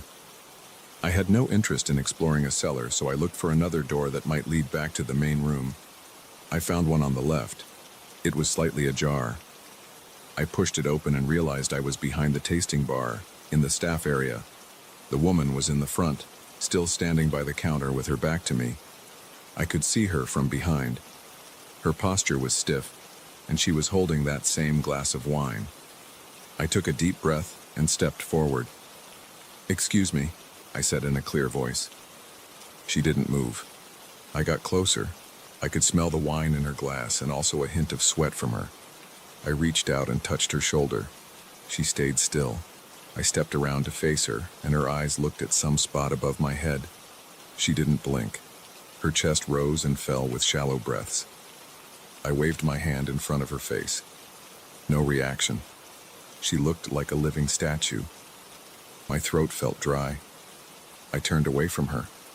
I didn't see anyone else around. I rushed out of the tasting room through the front door. This time it opened when I turned the handle from the inside. The sun had set completely, and the outside was almost pitch black. The only lights came from a few lanterns on the porch. I heard the chanting again, louder, echoing from beyond the vineyard. I sprinted to my car, the gravel crunching under my feet. I fumbled with my keys, my hands shaking. Then I got the key into the door and unlocked it. I jumped in, started the engine, and turned on the headlights. The beams lit up the driveway and part of the dirt path. The chanting grew even louder. I saw a cluster of people in the distance, standing between me and the main road. They were about 30 yards away, forming a line across the exit. I couldn't see their faces clearly, but I knew they were staring at me. I could feel it. My chest felt tight, and sweat trickled down the sides of my face. I gripped the steering wheel and told myself I had no choice but to drive forward. I eased the car into gear and pressed the accelerator. The group did not move. They stood there, chanting in that same odd language. My headlights illuminated their faces. Their expressions were blank, but their mouths moved fast with the words. I pressed down on the horn. It echoed over the property. They stood there without flinching. My heart slammed against my ribs. I worried they might try to surround the car if I got out, so I inched forward. At the last second, they parted, splitting into two groups on either side of the driveway. I drove between them, feeling the bump of the uneven ground under the tires. Nobody reached for the car. Nobody spoke or made any noise besides the chanting. As I passed, I glanced at them out the window. Some looked dirty, with smudges of dirt on their cheeks and foreheads. Others were cleaner, but all of them had that same vacant stare. Their eyes never met mine. The chanting pounded in my ears. Once I was clear, I hit the gas and sped down the driveway. I felt every rock under the car's wheels. My headlights bounced, showing me glimpses of dusty vineyards and gnarled trees. After about a minute, the winery and the people were out of sight. The chanting faded. My chest loosened a bit, but my hand still gripped the wheel like a vice. I made it to the main road, still with no signal on my phone. I decided to keep driving until I found some kind of town or place with lights. About 10 minutes later, I finally saw a small gas station sign glowing in the distance. I pulled in, parked near a pump, and just sat there for a moment, catching my breath. My shirt was damp with sweat, and my stomach felt like it was in knots. The station was closed, but it had bright lights in the lot. I felt safer just being in a lit area. I tried my phone again. A single bar of service appeared. I called a friend and told him I needed to explain something weird, but all I could do at that moment was ask for directions to the nearest motel. I didn't mention the ceremony or the strange people. I didn't even know how to describe it without sounding out of my mind. I drove another half hour to a small roadside motel. I paid for a room, took a shower, and sat on the bed, staring at the ceiling. My body shook from adrenaline, and I couldn't get the chanting out of my head. There was a dull ache in my temples. Every time I closed my eyes, I saw their faces again. I felt like I couldn't fully process what had happened. They acted like I didn't exist right up until I tried to leave. Then they blocked the path, but let me pass when I pushed forward. It was like I was invisible to them, except for that final moment when I needed the exit. I spent the rest of the night with the TV on, flipping channels without watching anything. I just wanted background noise that wasn't chanting, that wasn't dancing feet on dry soil.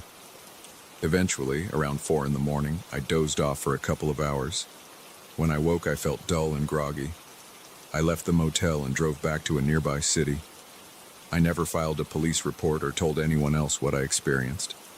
It sounded too strange to explain, and there was no sign of harm. Nobody died, and I didn't see any children involved. I figured the local authorities wouldn't do much without concrete details. A part of me wondered if the people in that circle would ever come after me, but I doubted it.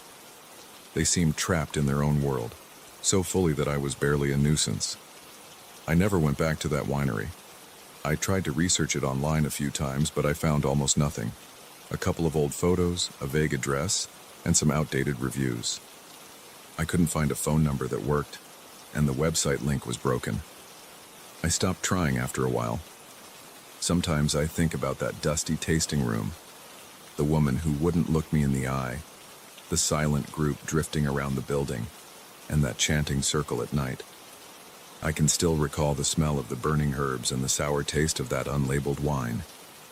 Whenever I think about it, my palms get sweaty and my heart rate goes up. I don't have any fancy explanation for what I saw.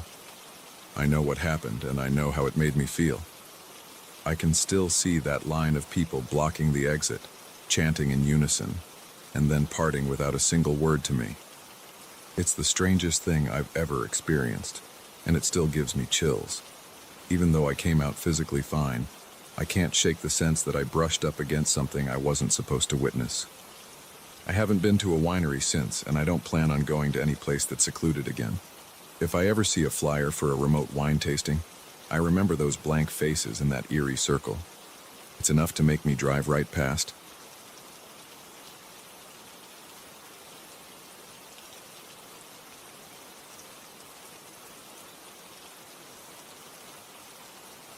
I wasn't planning on seeing anything strange when I left my cabin that morning.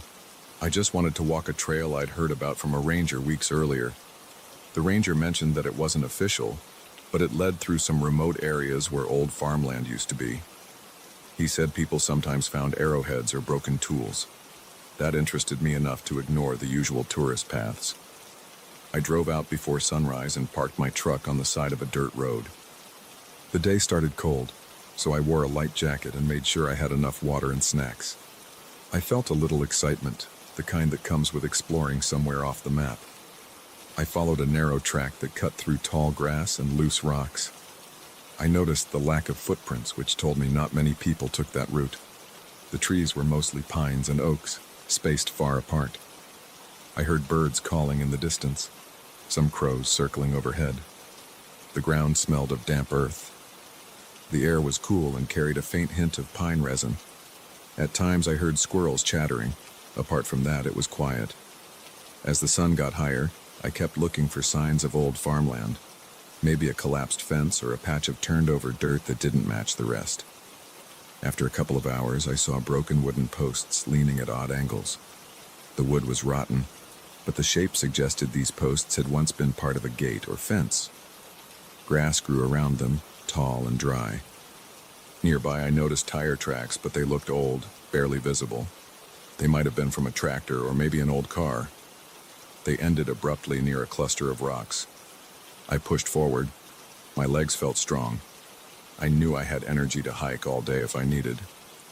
I stopped to drink some water and ate a granola bar leaning against a tree. The taste of peanut butter felt good after the bland water. I heard a breeze rustle the leaves. My mouth felt dry, and I reminded myself to conserve my water. There was no clear stream around, just some dried creek beds further back. After a while, I spotted something unusual, a small mound of debris that looked like it might have been part of a building. I walked toward it. The ground was uneven, with holes where some animals had dug. I saw bits of rusted metal, a few shattered glass pieces, and rotted beams collapsed into a heap. It took me a moment, but I realized this might have been a barn or storage shed. The beams were thick, and the broken metal could have been pieces of farm equipment. I stepped around carefully, not wanting to cut myself or break an ankle in a hidden ditch. The place was silent except for the occasional breeze. Then I noticed something farther ahead, a larger structure with a partially collapsed roof. I couldn't see it fully from where I stood. I walked on, minding my footing. The building came into view. It looked like a farmhouse, old and ruined. Part of the roof was caved in. Most of the windows had no glass. The door was hanging off its hinges, leaning inward. The walls had peeled paint and large cracks. I walked around it, looking for anything recognizable. The front porch was sagging. A torn screen door lay flat on the warped boards. The place felt forgotten, like nobody had touched it in decades. I wondered who had owned it, why they left, and how long it had been sitting here. I didn't see any clear path for vehicles, just that faint fence line from earlier and the scattered debris. I stepped onto the porch, testing each board before shifting my weight. The wood creaked under me. My heart sped up a little because I wasn't sure if the porch would hold me. Inside, the air smelled stale and dusty. The floor was covered in debris, fallen plaster, broken furniture, and dead leaves. A shattered table leaned against a wall with stains that looked like mold. I saw a few holes in the walls, possibly from animals. A ripped curtain hung from a bent rod near a window that faced the fields. No light fixtures worked. The only illumination was the daylight seeping through holes in the roof and cracks in the walls. I took a few steps inside and felt my pulse quicken. Something about standing in that ruined house gave me a jolt of adrenaline. It wasn't fear exactly, more like unease. My ears picked up every small sound. My boots scraping against the grit, the rustle of my jacket, the slight whistle of the wind. I wanted to see if there was any sign of old photos, letters, or something that might give me a clue about the people who once lived here. But everything looked stripped and damaged. If there had been anything personal, it was long gone. I walked into what I assumed was the living room. A moldy sofa sat there, cushions torn open, stuffing spilling out. The floor felt unstable near the center of the room, so I stuck close to the walls. I glanced up and saw the rafters. Some were broken, letting beams of light shine in from the roof. Dust motes floated in the air. I coughed once, the dust feeling rough in my throat. After a few minutes of exploring, I heard a faint noise outside. It sounded like footsteps on dry grass. My neck tensed. I turned and looked out a window. At first, I didn't see anything. Then I spotted movement on the hill beyond the property. It looked like a person, maybe more than one, but they were too far away to see clearly. I felt a spike of concern, wondering if they were hikers, locals, or something else. I left the house through the front door, stepping carefully off the porch. I walked around the side of the building, hoping to get a better view of whoever I saw. When I reached the corner, I looked back toward the hills. I saw two figures standing still. They were wearing dark jackets or coats. I couldn't make out faces. They stood there, not moving, watching me. I felt the hair on the back of my neck rise. Something about their stillness got under my skin. My heart thumped harder. I lifted my hand in a small wave, trying to appear friendly. They didn't wave back. I considered calling out to them, but my throat felt tight. I waited, feeling uncertain. I decided to walk in their direction, at least to show I wasn't scared. But the moment I started moving, they turned and walked behind the ridge. It only took a few seconds for them to disappear. I felt my mouth go dry. I thought maybe they didn't want contact. Maybe they were shy or worried I might be trouble. Or maybe they were just curious. Still, it felt weird. I hadn't seen another soul all morning. This was a remote area. I considered leaving, but something inside me wanted to check that ridge. I wanted to see if they were just curious locals. I also worried they might be squatters protecting territory. My stomach knotted up at that thought. I didn't want any conflict, but my curiosity was stronger than my caution. I decided to head up the hill. I tucked my jacket closer, adjusted my backpack, and walked through the tall grass. The ground sloped, and I had to pick my steps carefully. Small rocks slid under my boots. The wind felt stronger up here. It whipped through the grass, making a shushing sound. My heartbeat pounded in my ears. My mind kept replaying the image of those figures standing so still, just watching. When I reached the top of the ridge, I found no one. I looked around, expecting to see them heading off in the distance, but there was nothing but rolling hills and patches of trees. I tried to spot footprints. The grass was tall, so it was hard to see anything. I paused, turning in all directions. Nobody was there. My arms tingled with nervous energy. That feeling of being watched crept up on me. I scanned the area one more time. Still nothing. I decided to head back to the farmhouse. I didn't want to wander too far without knowing who these people were or what their intentions might be. As I walked back down, I kept checking over my shoulder. The farmhouse came into view, looking even more rundown from this vantage. I noticed the collapsed roof section more clearly. The sun was higher now. The temperature had warmed up, but I still felt a chill under my skin. Back at the farmhouse, I circled around to the backyard. There were remnants of a small vegetable garden, rows of dried-out soil, and a few broken stakes in the ground.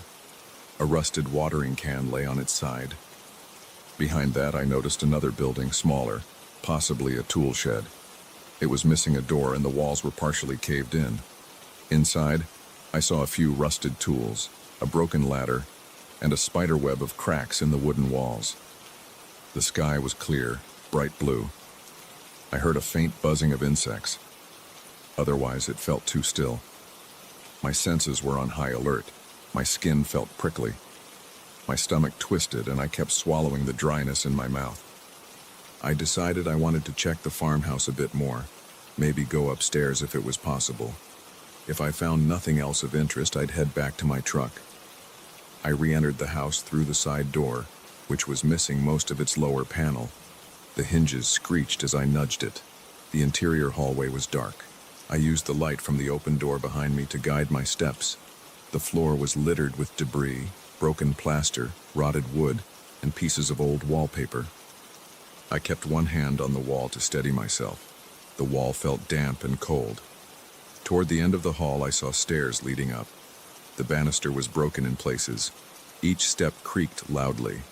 I tested them carefully with my foot before placing my weight. My breath quickened and I felt sweat forming on my forehead even though it wasn't that warm inside. I made my way up slowly. The second floor was smaller than I expected, maybe just 2 bedrooms and a tiny bathroom. The hallway upstairs had a small window with cracked glass. Light came in at a sharp angle. The first door on my left led to a bedroom with a collapsed ceiling.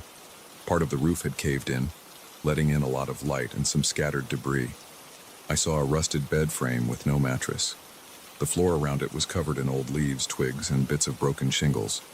There was a stale odor of mold and damp wood. As I stepped in, I looked around for anything interesting, maybe an old trunk or a closet. I found a closet door hanging crooked on its hinges. It was empty inside, just more debris. The second bedroom was in better shape, though still trashed. The walls had large cracks and the floor was covered in dust. A broken dresser stood against one wall, its drawers missing. The window here overlooked the backyard. I went over to the window to see if I could spot anything. I was curious about those figures. The backyard looked the same. Quiet. Nothing unusual. I decided to check the bathroom. The door was jammed, but I managed to push it open. The fixtures were rusted. The tub was stained and chipped. There was no running water, of course. The smell of mildew was strong. I stepped back out, feeling a growing sense of unease. I realized I was alone in this broken house with no idea if those strangers would return. I heard a noise outside again, that same faint crunch of grass. My body tensed. I rushed to the window in the second bedroom and looked toward the hills. I caught a quick glimpse of movement, a figure darting behind a large boulder. My heart pounded. It felt like a jolt of electricity through my chest. My palms were sweaty. I wiped them on my pants, trying to calm my breathing. I weighed my options. I could leave right away, put distance between me and whatever was out there. Or I could try to confront whoever it was. I didn't like the idea of them following me if I left. I decided to step outside and call out. Sometimes direct communication is the best approach. I wasn't armed, but I had a decent pocket knife in my backpack. I didn't want to escalate anything, though. I carefully made my way downstairs, stepping over the creaky spots. I returned to the front yard. My legs felt stiff. The sun was bright, and I had to squint. I took a deep breath to steady my nerves. Then I yelled out, "Hello? Anybody out there?" My voice sounded strange in the open air. I waited, listening. Nothing, not a single reply. The only sound was the faint breeze. I walked around to the back of the house, scanning the hills. I saw no one. I moved to the side yard where some debris was piled. I checked behind a tall bush, but there was nothing except an old rusted bucket. Every step I took made me more alert. My heart felt like it was beating in my throat. The tension was building in my shoulders. The silence pressed on me. I kept glancing around, expecting to see someone pop up. After 5 or 10 minutes of searching, I gave up. Whoever it was, they didn't want to talk. I felt the weight of the situation. I didn't know these hills well, and I didn't know if these people were hostile. The smart move seemed to be leaving. I gathered my courage, walked back to the front of the house, and headed toward the spot where I initially entered the property. As I crossed the field, I felt like I was being watched. I glanced over my shoulder every few seconds. My breathing was shallow, and my mouth felt dry. The grass rustled around me, and I listened for any sign of footsteps. Nothing. Just my own movement. My nerves were on edge, and my muscles felt tense.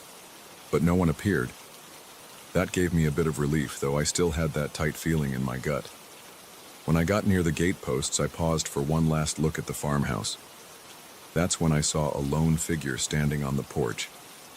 My heart jumped. The figure looked tall, dressed in dark clothing. They stood facing me. The distance was too great for me to see their face or any details. I froze. My hands twitched at my sides.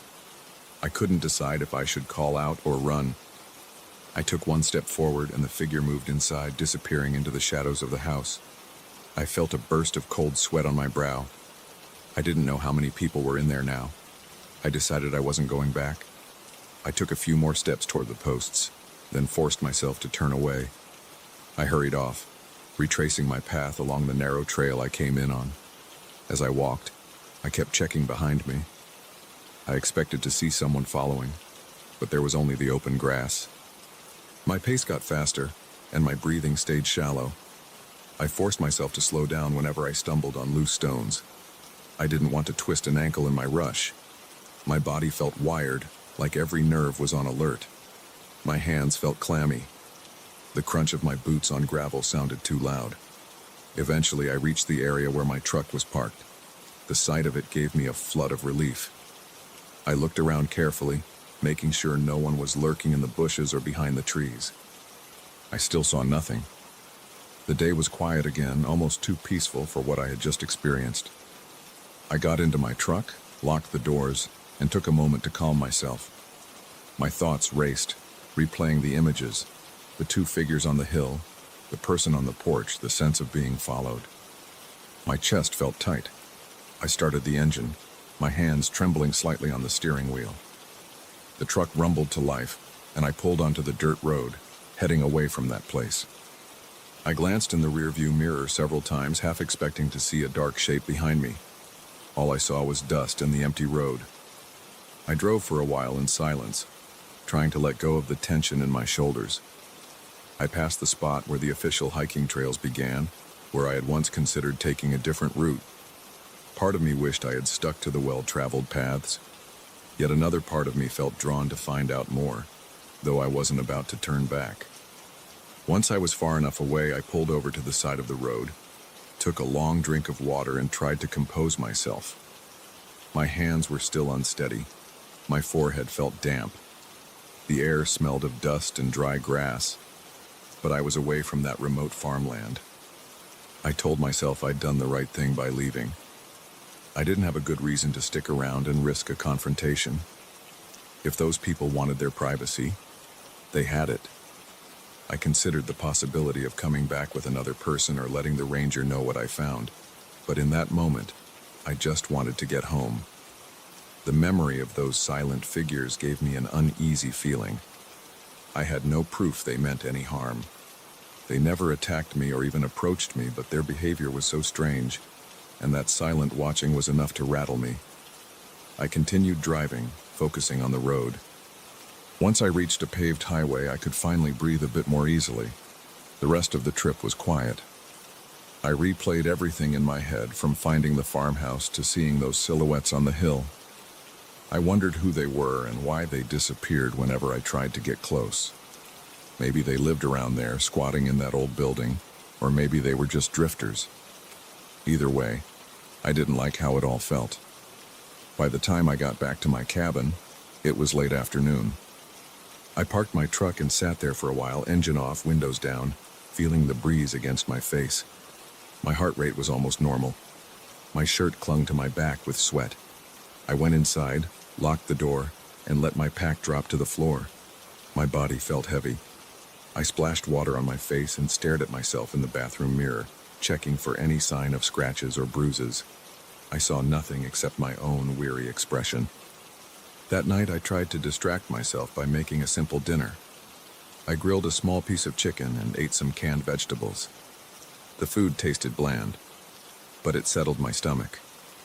I tried to watch some TV, but I couldn't focus. My mind kept drifting back to that deserted farmhouse and those silent onlookers in the distance. Each time I thought about it, my heart rate ticked up.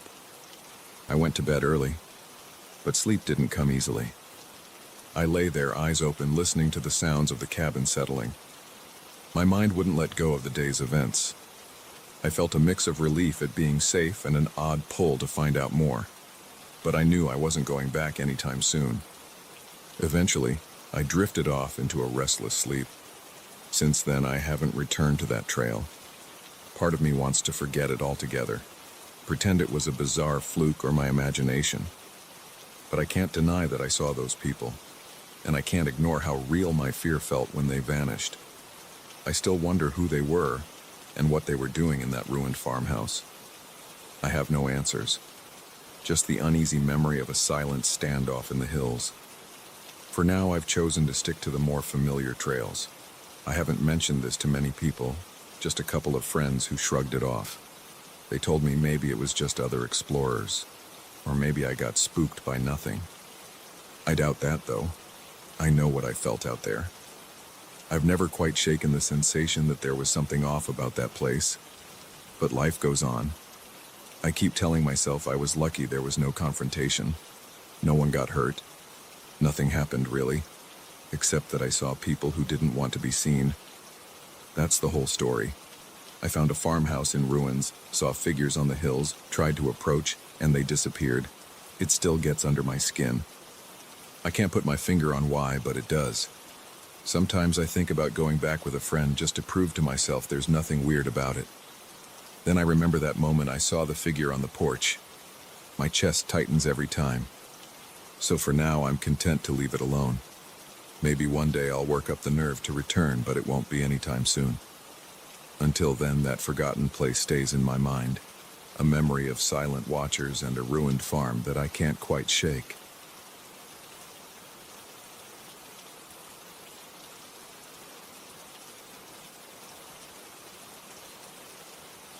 I noticed something strange the moment I set foot inside that cabin. The door squeaked in a way that felt off, like it hadn't been opened in weeks. The air inside was stale and slightly musty, and there was a faint odor that I couldn't pin down. At first I thought it might just be mold or dust. I dropped my duffel bag on the floor, tried the lights, and saw them flicker for a second before they settled into a weak glow. I had rented this cabin for a few days in a national park. I wanted quiet. My job had been stressful and I needed a break from everything. My phone, the traffic, the noise of the city.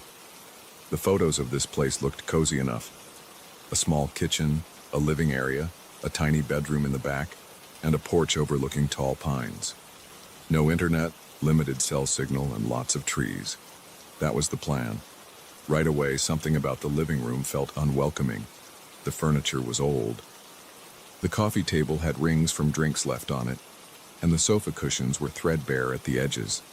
I ran my hand over the top of the sofa and felt a slight dampness. I guessed it was from the humidity. I remember sighing and telling myself I'd just open a window to air it out. When I walked around, I noticed a small wooden desk in the corner. Its top was scratched and dusty. The desk had a single drawer with a rusty handle. I tried to open it, but it stuck. I gave it a harder pull and it slid open. That's when I saw the diary. It was an old spiral notebook, the kind you might buy in a convenience store. The cover was half torn, with a few scribbles on it. I couldn't make out the name. It looked like part of a name that had been scratched out. The edges were smudged with some kind of dirt. I was curious, but I didn't want to stand there and read it right away.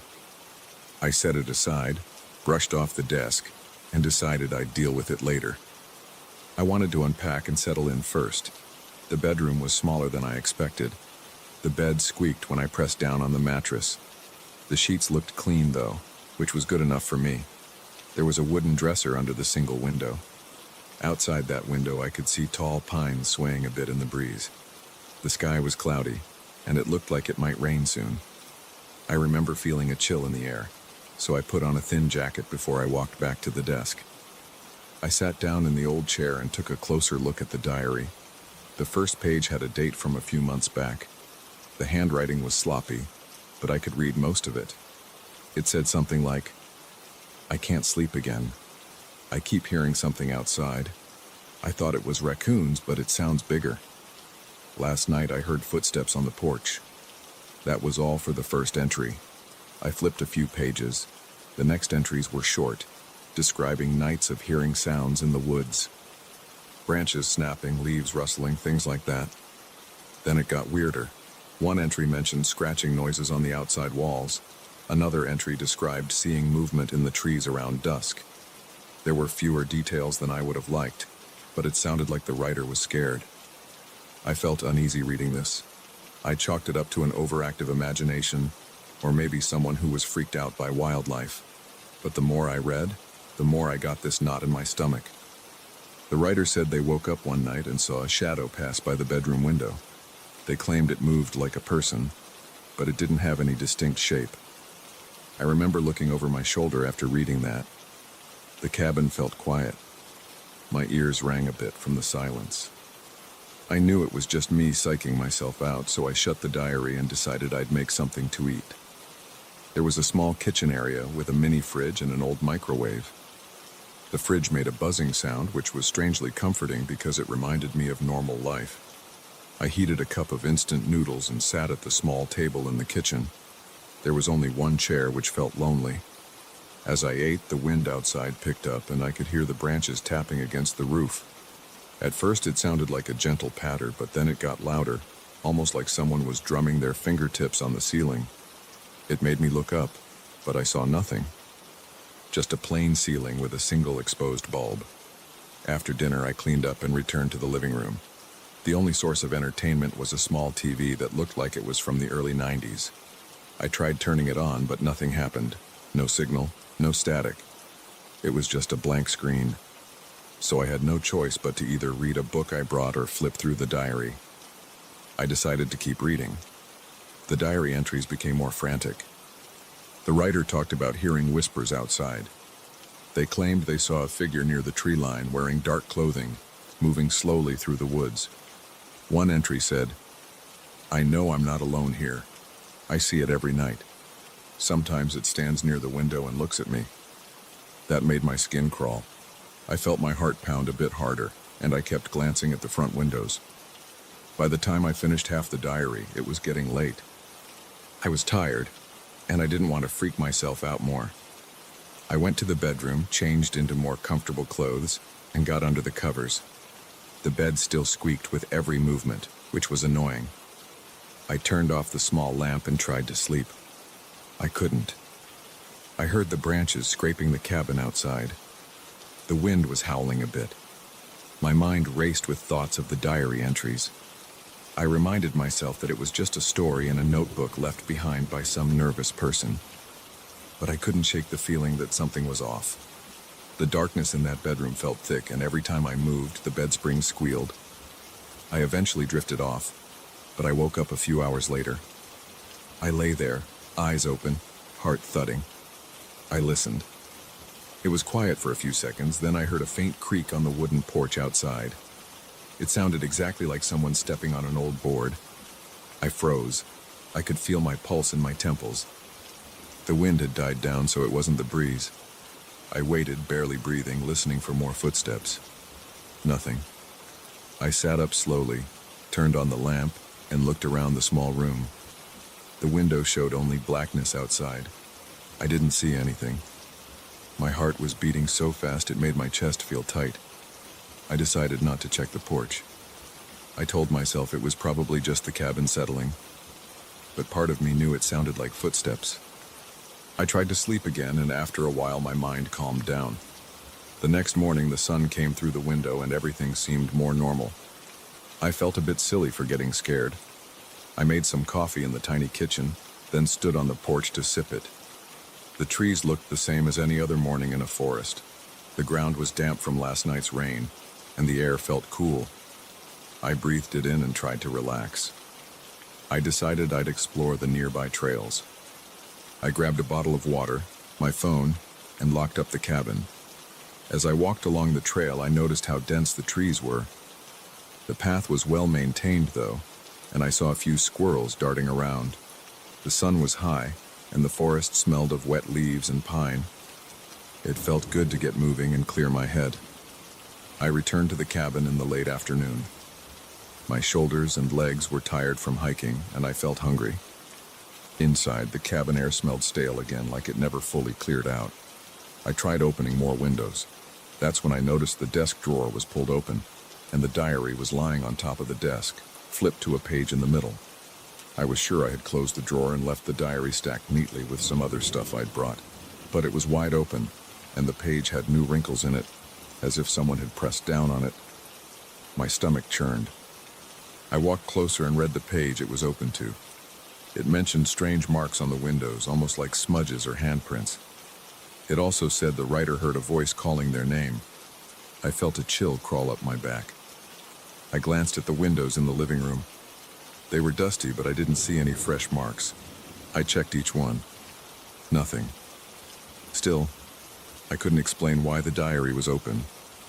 I stood there, my mind racing. Then I remembered I might have just left it that way. Maybe I forgot to close the drawer. I told myself I was just on edge. I spent the evening inside trying to stay calm. I read a bit, ate a sandwich, and listened to the wind pick up again. By nightfall, it got colder.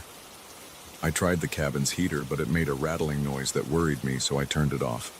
The forecast said it wouldn't be too cold to sleep without it, so I put on another layer of clothing. Around 10 p.m., the lights flickered once and then stabilized. I had a flashlight next to me just in case the power went out. I sat in the living room reading more of the diary. The writer described hearing tapping on the walls late at night, like someone rapping their knuckles on the wood. The writer also mentioned faint knocking sounds on the front door. My heart jumped when I read that. It reminded me of the noise I heard on the porch the night before. I forced myself to keep reading. The next entry said the writer confronted whatever was outside. They flung the door open but saw nothing. Then they heard footsteps circling the cabin, moving quickly, and the writer locked themselves inside. I was gripping the diary so hard my knuckles were white. I felt sweat on my forehead. I decided that was enough reading for the night. I wanted to distract myself, so I started rummaging through the small cabinet in the kitchen. I found some old matches, a candle, and a half-used box of crackers. No interesting supplies for entertainment. I shut off the living room light and walked to the bedroom. As I passed the window near the front door, I thought I saw movement outside. I stopped. The porch light was on, casting a small, dim glow over the steps. For a second I could swear I saw a shadow move past the edge of the porch. My pulse sped up and my hands felt clammy. I took a deep breath and leaned closer to the window. Nothing was there. The trees were still. The yard was dark. No sign of anything. I hurried to the bedroom and shut the door behind me, even though that door had no lock. I clicked on the small lamp and tried to keep my eyes away from the window. My mind was racing. I started to panic about what I'd do if I heard something again. The diary's words kept echoing in my head. I reminded myself that there was no mention of actual harm happening. It was more about the terror of not knowing what was out there. I got under the covers, but I couldn't sleep. My thoughts kept jumping to every noise. Then I heard a creak outside, like the one from the night before. My heart hammered. I stared at the bedroom door, waiting. Another creak. It sounded closer. I told myself to ignore it, but my body felt tense, and I was breathing faster. I reached for my phone to check if I had a signal. Barely one bar. I felt a sudden urge to call someone, but I knew it wouldn't go through reliably. Plus, what would I say? I'm hearing noises in the woods? That didn't seem like an emergency. I stayed there, eyes on the door, listening. The noise stopped. I waited for another few minutes, but it didn't continue. Finally, I turned off the light, sank back into the pillow, and waited for sleep. After a long while, I guess I drifted off. I woke up early. Sunlight was coming through the curtains. I felt relieved. I hopped out of bed, pulled on my boots, and stepped outside to check the porch. The old boards creaked under my weight.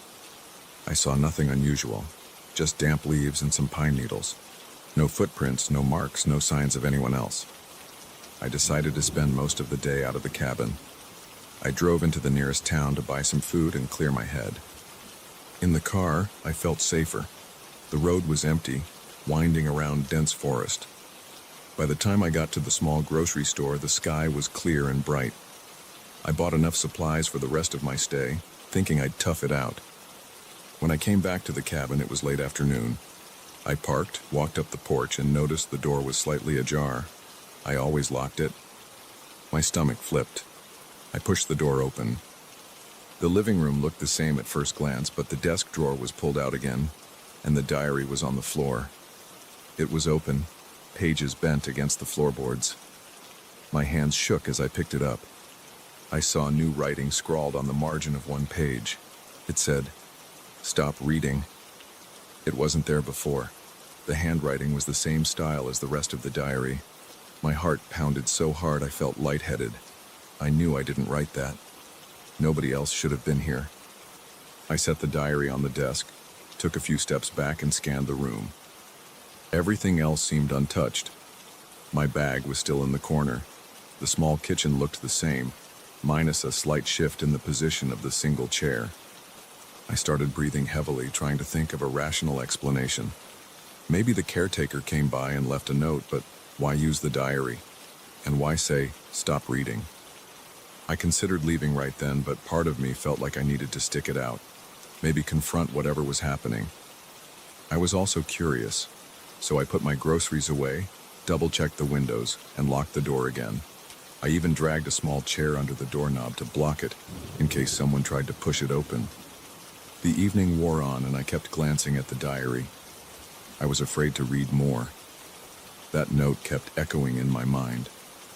I tried to watch the sunset from the porch, thinking maybe the fresh air would calm me down.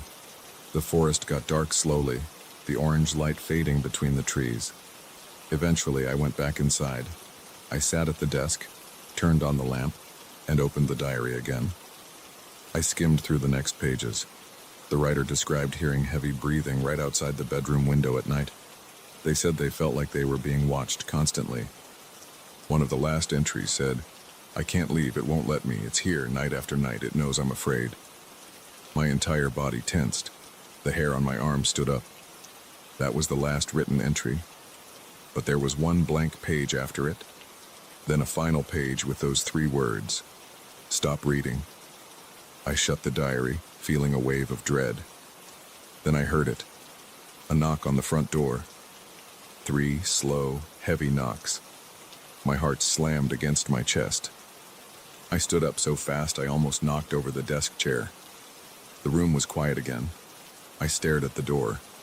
My hands were shaking. Another knock. My throat went dry. I couldn't speak. I just stared at the door, half expecting it to burst open, but it stayed closed.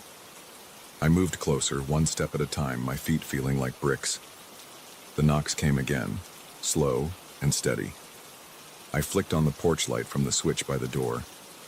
Through the small window in the door, I saw nothing but the porch. No figure, no shadow. I told myself to stay calm, but I was breathing hard.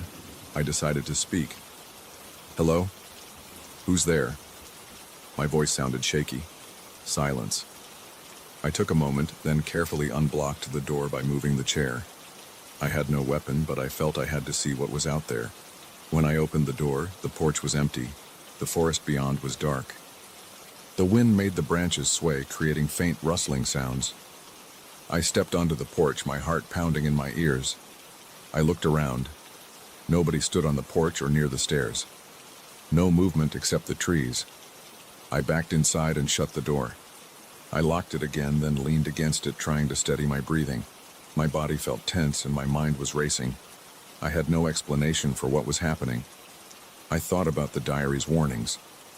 I thought about leaving right away, but I was too shaken to drive at night on those winding roads. I also felt like if I ran, I'd just be giving in to whatever was messing with me. I turned off the lamp in the living room and sat in the dark for a while, listening for more sounds. The only things I heard were my own breathing and the occasional crack of the wood as the cabin settled. Eventually, I went to the bedroom, leaving the lights on in the hallway. I locked the bedroom door, even though I knew that wouldn't help much if someone really wanted in. I stayed awake, sitting on the bed, staring at the door. The cabin was silent except for the faint hum of the refrigerator in the kitchen. My thoughts were scattered. I pictured the previous occupant writing those entries, hearing the same noises, seeing the same weird signs. I wondered if they ever left. There was no mention of them leaving or anything else. Just that last warning to stop reading. At some point in the early morning, I must have dozed off. When I opened my eyes, it was dawn.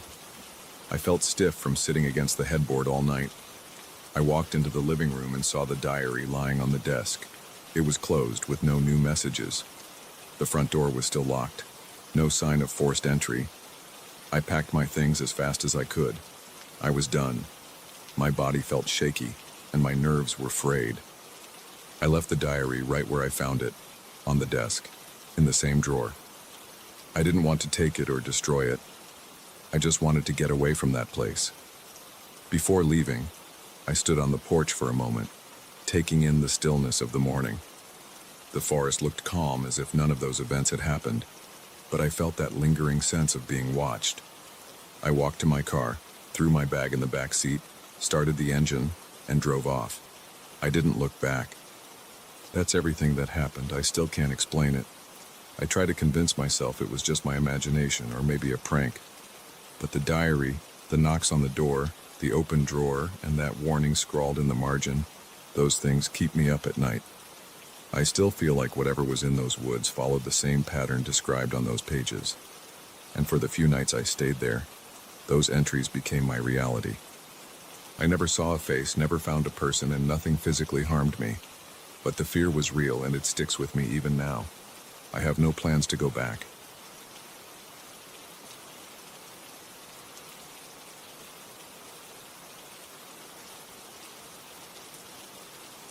I froze the instant I saw the first masked figure.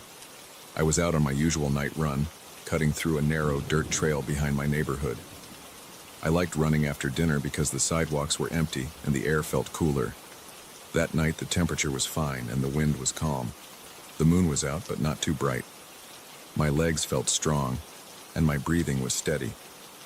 I expected a normal run. I had no idea what I was about to see. I started at the corner of my street and followed the path that led past a few quiet houses, then curved into a patch of trees. I could hear my own footsteps on the pavement before I reached the dirt. There were a few streetlights at the entrance to the trail, but once I was in deeper, I relied on a small flashlight I carry for late-night runs. I don't like stumbling over roots or rocks, so I kept the light on and aimed at the ground ahead of me. After about 10 minutes, I heard a rustling sound in the brush. I assumed it was a raccoon or a stray cat, so I didn't slow down. But then I heard another noise. It sounded like branches snapping under someone's foot. I glanced to my left, thinking maybe someone else was out for a walk. I saw nothing.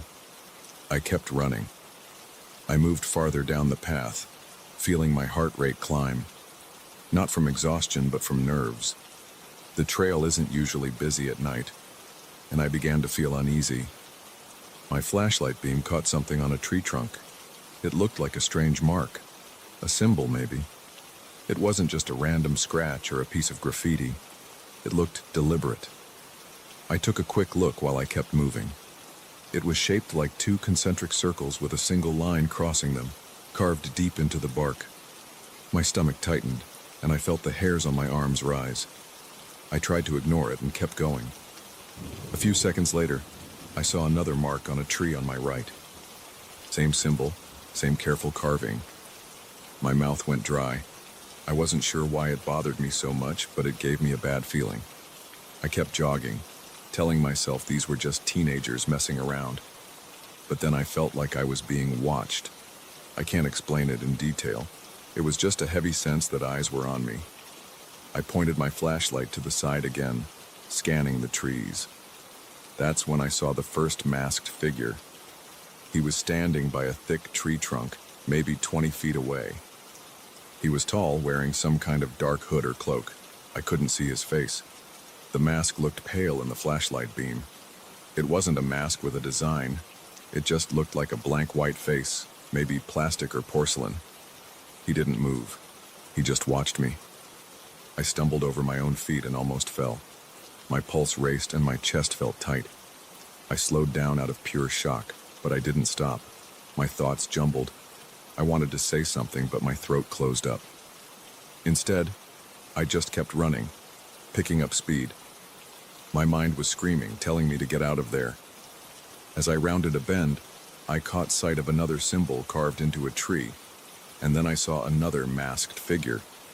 This one was on the opposite side of the path, half hidden behind a cluster of bushes. I just saw the mask, that pale oval shape staring in my direction. My legs felt weak, but I pushed harder. I kept going, flashlight bobbing. My breath came out fast and shallow.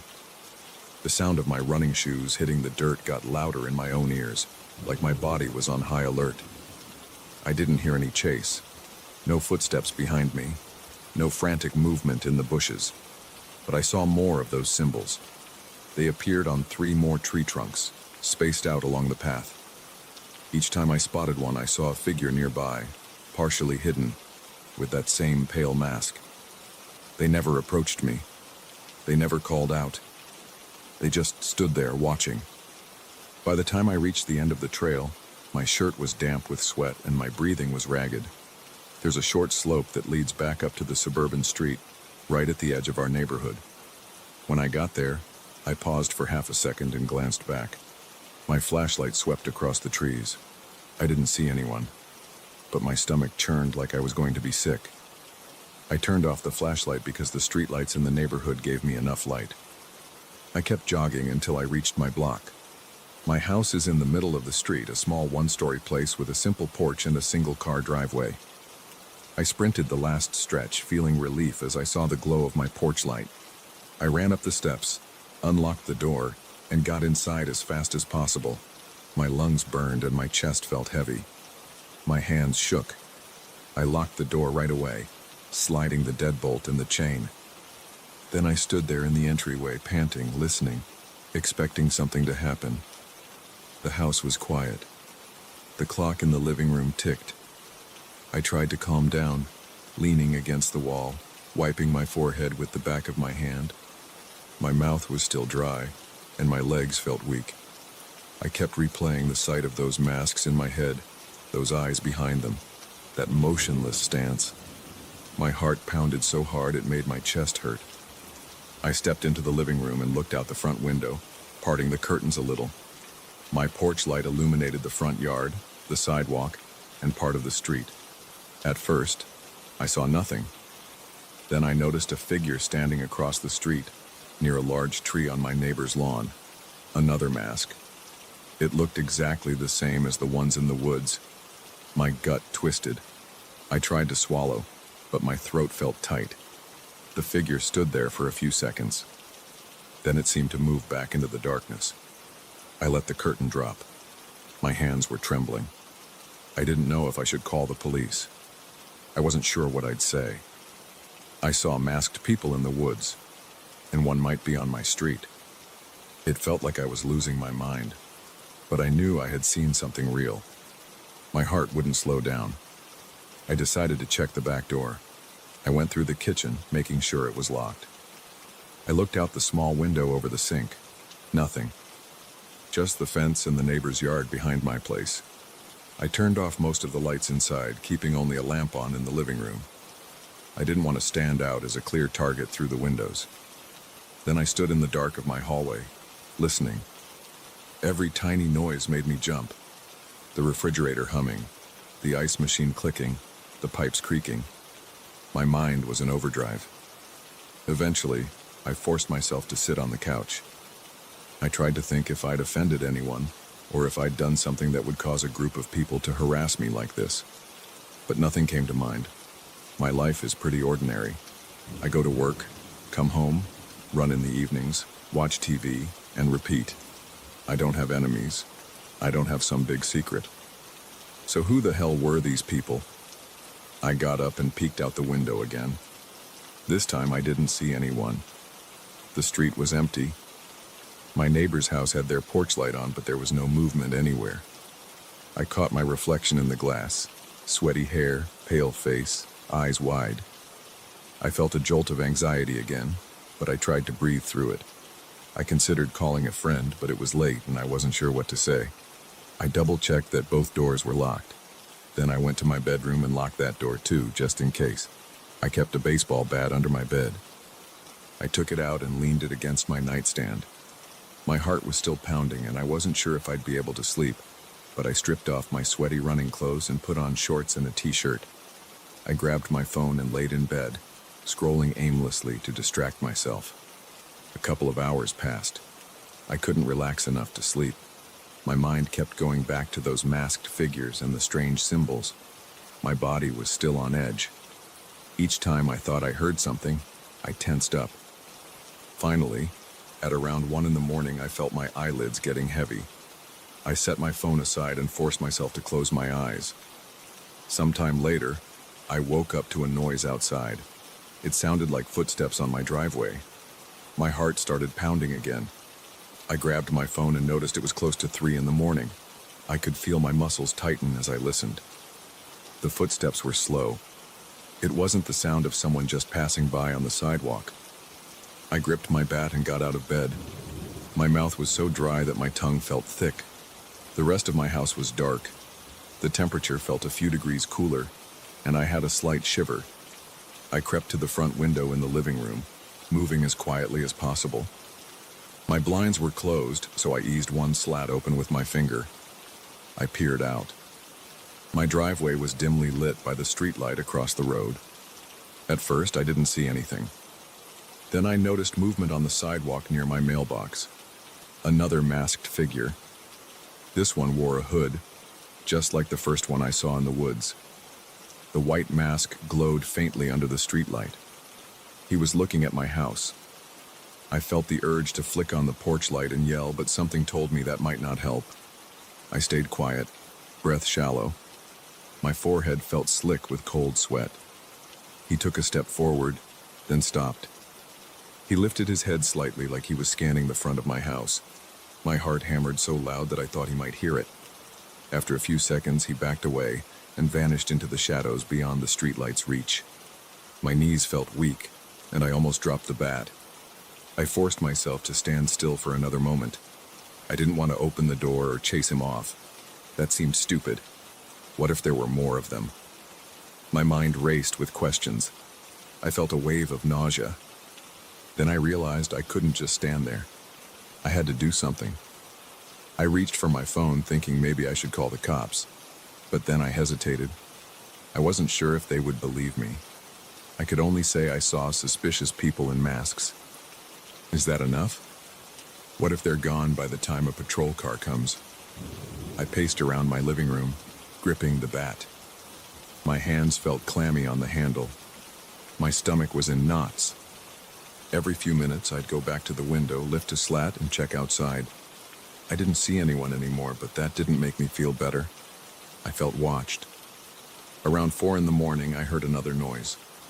This one came from the backyard. The fence squeaked a little when someone pushed on it. I froze, breathing hard. I turned off the lamp so I was in total darkness. I crept to the kitchen and peered out the window over the sink. I could barely see anything, just the outline of the fence and the dark shape of my neighbor's shed. I caught a slight motion near the fence line, but I couldn't be sure. I waited, my eyes straining. Suddenly, a face in a white mask appeared right in my line of sight. It was so close to the window that I jumped back and almost knocked over a chair. My heart hammered.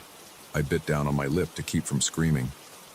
The figure stood there, on the other side of the glass, looking in.